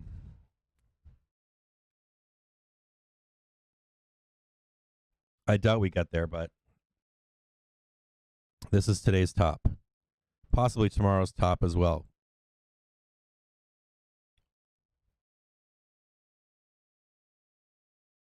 So this R2 was up here. The sellers have now come down to right around here.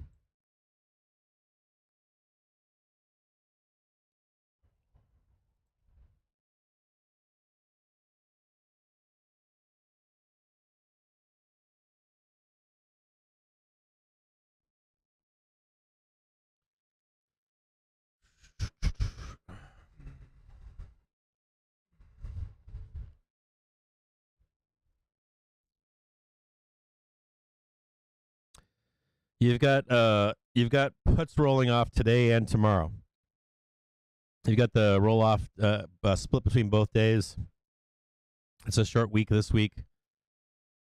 Should get 2 days of pump. Maybe we get to 447 tomorrow. This could be it for today.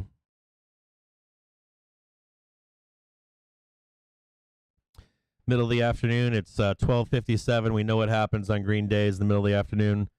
From like now between now and 2:30. Sometimes we go up on green days, but normally you end up seeing that you rope in all the buyers. I'm not positive this happens today, but you end up doing this kind of nonsense. Then around 2:30 it sells down, and you make that last move higher to 443. Just be conscious of this zone here. Runway, we're running out of runway in here. So look for some sideways movements, consolidation. Need more oomph to get up here. And I would still expect to move higher into the bell here at some point, some squeezing as puts are closed for a profit.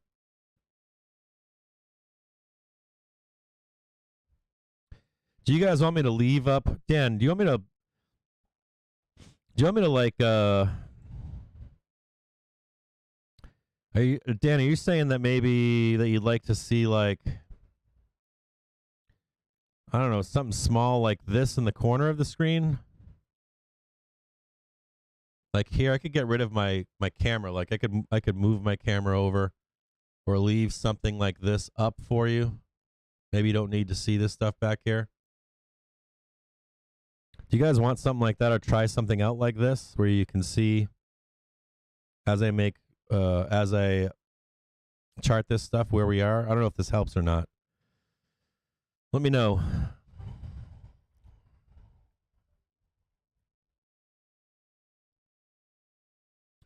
You were saying maybe you can want to see a second screen, or maybe I stream a second screen somewhere else. Maybe I could screen. Maybe you know what I could do is possibly I could set up like a second screener with a candlestick chart in Discord. Have like I could have the options flow in that Discord and maybe a candlestick chart in Discord, if that would help. That way you could screen the options flow and screen the candlesticks. I don't know if that would help.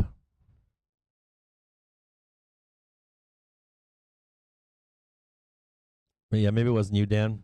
Someone was asking about it. If I can, maybe I can post. Let me try to figure that out. Let's try to think about how to get a second screener up, or like do like a dual stream or something. That way you could watch YouTube. Do a lot of you guys have more than one screener at home? You guys run like dual screens or triple screens, or that'd be kind of cool. Let me think about how I can get a second stream. Right now, I've got two streams right now. I've got the one stream in Discord, but I could make another username or something and stream the candlesticks in Discord, I think. And then what you guys could do is have like 2 or 3 screeners up so you can constantly monitor both. The small screen works also. Let me see if there's a. I'm trying to think of a way to.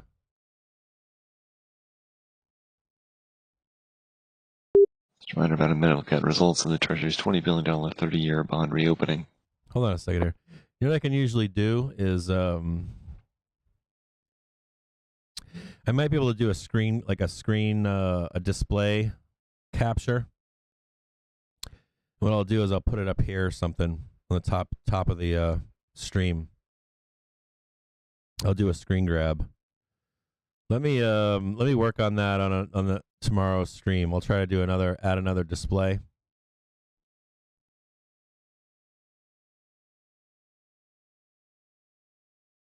Yeah, my internet is fast enough. I've got the fucking top of the line internet. All the problems that I've been having with streaming has been all hardware and software based. And I haven't had any problems today. Like every problem is gone now. Every single one. If you wanted to trade this intraday right now, this might be a good place to take a quick trade. Just so you can see this trade.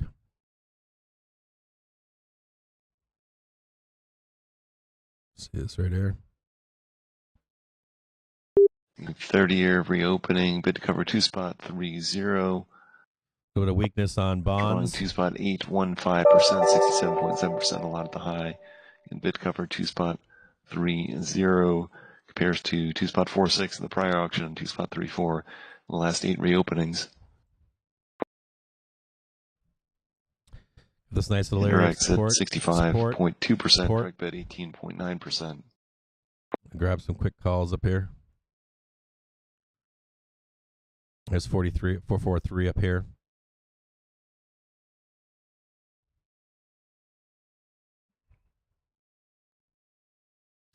Also look for a rollover up here at some point. This is where you'll get your rollover, is up there. End of the day, boom, up.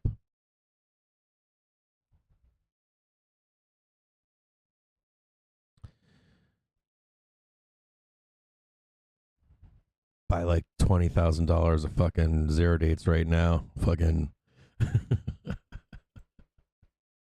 skim a quick 30%. Instead of waiting a month for 30% on Apple.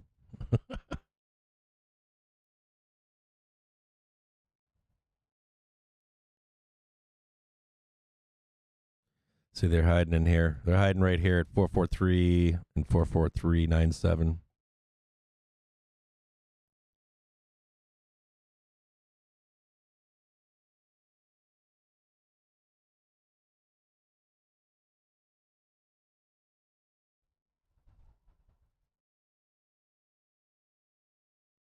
Hair indicator starting to turn down now. Be careful of that as well.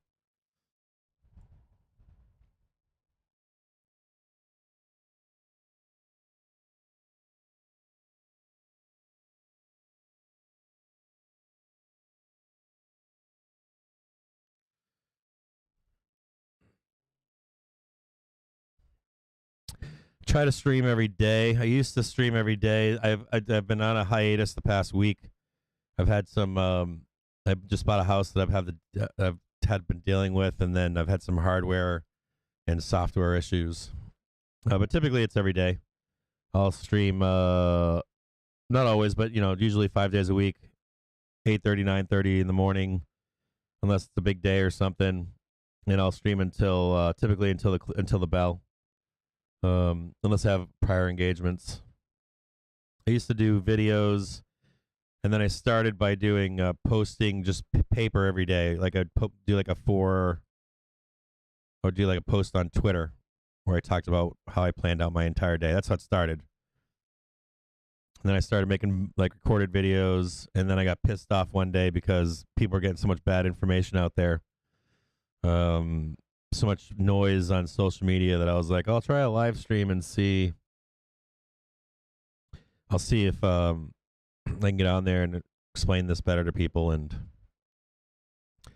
when I'm trading, like when I trade alone, I'm always like self-doubting, and I have no one to talk to. And it's not like I'm sitting here with a room full of other traders. My friends are fading me, and I'm fading them, and we're all busting each other's balls. So And I know there's so many videos made out there. Like you get your videos after like 8 o'clock, 9 o'clock at night on YouTube. You check in on Twitter and you go on Wall Street Bets and shit posts. But I didn't feel like there was a lot of I turned on a lot of the daytime streams, and it always seemed like, no offense to anyone out there if you're listening right now, but I always felt like it was like I walked into I always feel like I walked into a like a pyramid scheme. Like everyone's like slick and there's always pumping and all that shit. And some of the daily live streams, some of them they don't really give you direction or their thoughts on where it's going. Some of the I used to listen to some of the audio streams on Thinkorswim. I didn't quite get what I was looking for in terms of actionable trading. So there's always something missing, or there was something sketchy, or they're trying to sell you a class or try to sell you something. There's always like some kind of sale in there hidden, something behind a paywall, something that you have to like pay extra to get into, like all that kind of stuff. So I was like, I'll just try fucking live streaming.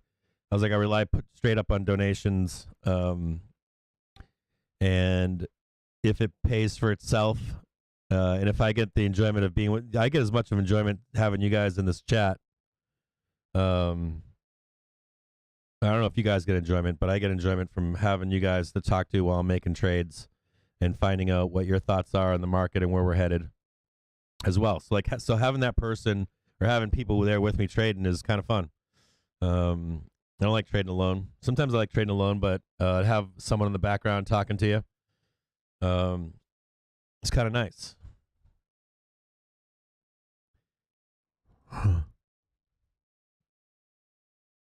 You know, I always say, like, you can fade me, you can trade against me. That's fine too. But you know, I'm more here for different reasons. I mean, lots of calls coming in on rig right now. A slew of calls coming in on rig.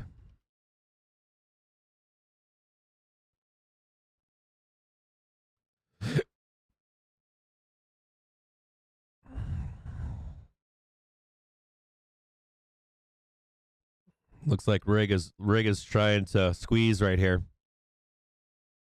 Calls on rig right now, 525C. And they're trying to hide the calls right now, too. They got 22,000, 43, 43, 47, 45, 36, and 16,000 in calls, spread around 5C and 6C on rig. We'll take a look at rig real quick and see if it's going to squeeze.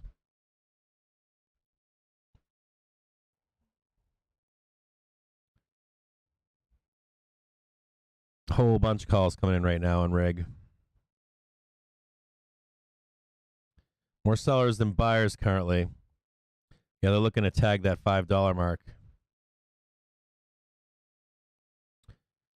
It's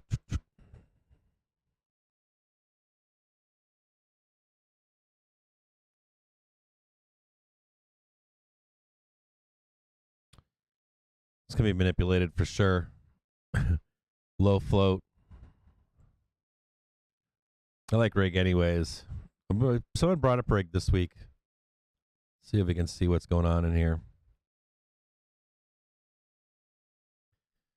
Well, we'll add some time on this. 3 hours in the cloud. Load. I doubt this is tracked by Hero.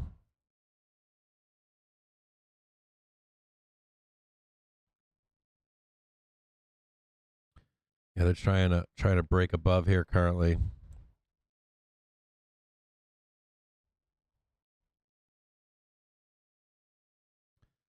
A lot of sellers in here. Oh, a lot of buyers. And a lot of sellers hiding up in here. Be careful of this trade.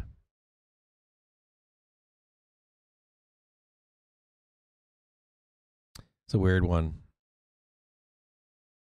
I can see the trade, though. I see where they're coming from in this trade. That's a banging trade right there. Swing down higher. Yeah, I'll give a price target of $5.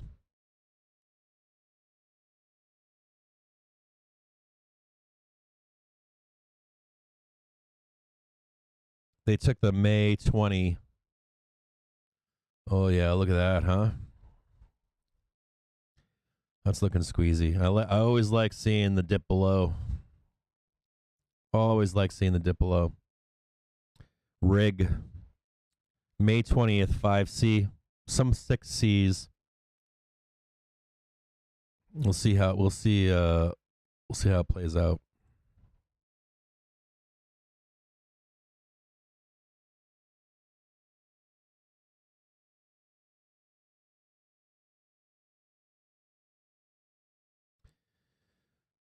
Almost at 443. Give a shout out a few minutes ago on SPY hitting 443. We're getting close. We're at 442.68. Here we go, pushing up higher now again. Hopefully one of you guys heard me out there to buy some calls. So this might be a good place to buy some calls. Now up to 442.78. Keep on moving. Talked earlier about how you missed out. Talked earlier about how you missed out on all of these little squeeze plays higher. Here we go. Now trading 442.78. Got some UVXY puts coming in.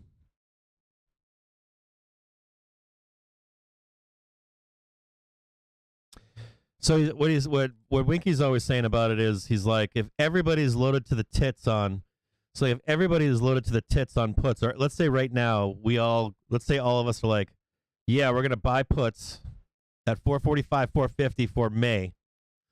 His point is like for 400, we know we're going to 400 by May 18th. We'll probably get low, we'll probably get low, test the low for May 18th, but it probably won't be 400. It'll be like 400 like a week later or 2 weeks later. His point is once the market makers don't have to pay that money, they'll then hit that price target. Another neat part about that was yesterday, right? We sold off yesterday, but everybody was fucking short yesterday. Everybody was holding fucking puts down here. I know they were, because I remember buying calls over here and people being like, you're fucking crazy. No fucking way. We're going into OPEX. And why did they come up here first? Because they don't want to fucking pay everybody being fucking short and everybody being puts. The market's against you, right? They say it's sell the news or it's already priced in or whatever they're saying, whatever nonsense you want to hear to feel better about it, the trade not going your way. But the reality is they weren't paying it because everybody's fucking short or all retail is short. So what do? They fucked everybody, right? And we traded higher.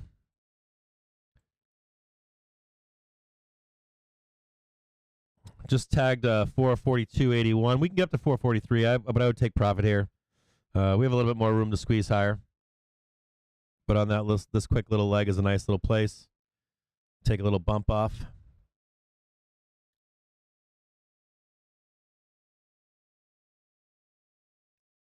Take a little bit of extra off here. We could still trade it. We still have room. Still have room to get up there. Somewhere in here, though, is where those sellers are hiding. Remember, 443, right here.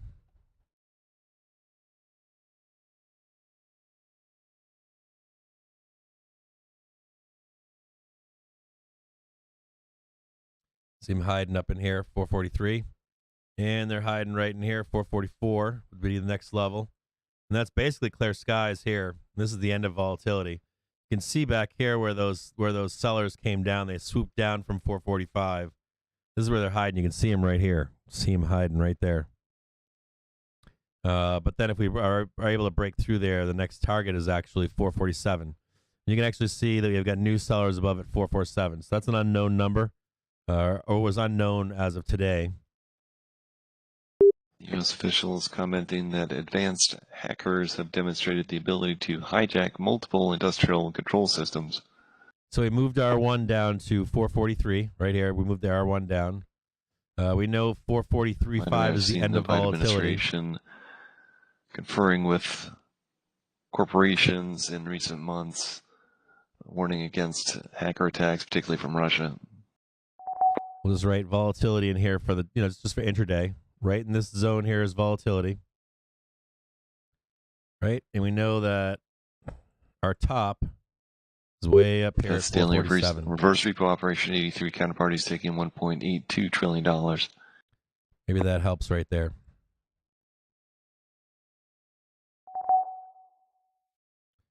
Pause this video and put this in. Hitting some volatility in here. Top. We might take this tomorrow. This would make more sense. A nice run for tomorrow. We got some volatility up in here, this zone. We also talk about middle of the day, right? Talk about how you kind of get up there, come back down, boom, bounce, close the bell here. Maybe we sell futures a little bit in here, and then boom, we make that leg up for Friday OPEX. That doesn't always happen like this, but just thinking about where we can go, how do we get there, and trade it as it unfolds in front of us. But so remember 443, 443.50. That's because we've got 444. We got these sellers hiding, sneaking around up in here. You can kind of see them up in here. There's 443 sellers right here where that cursor is.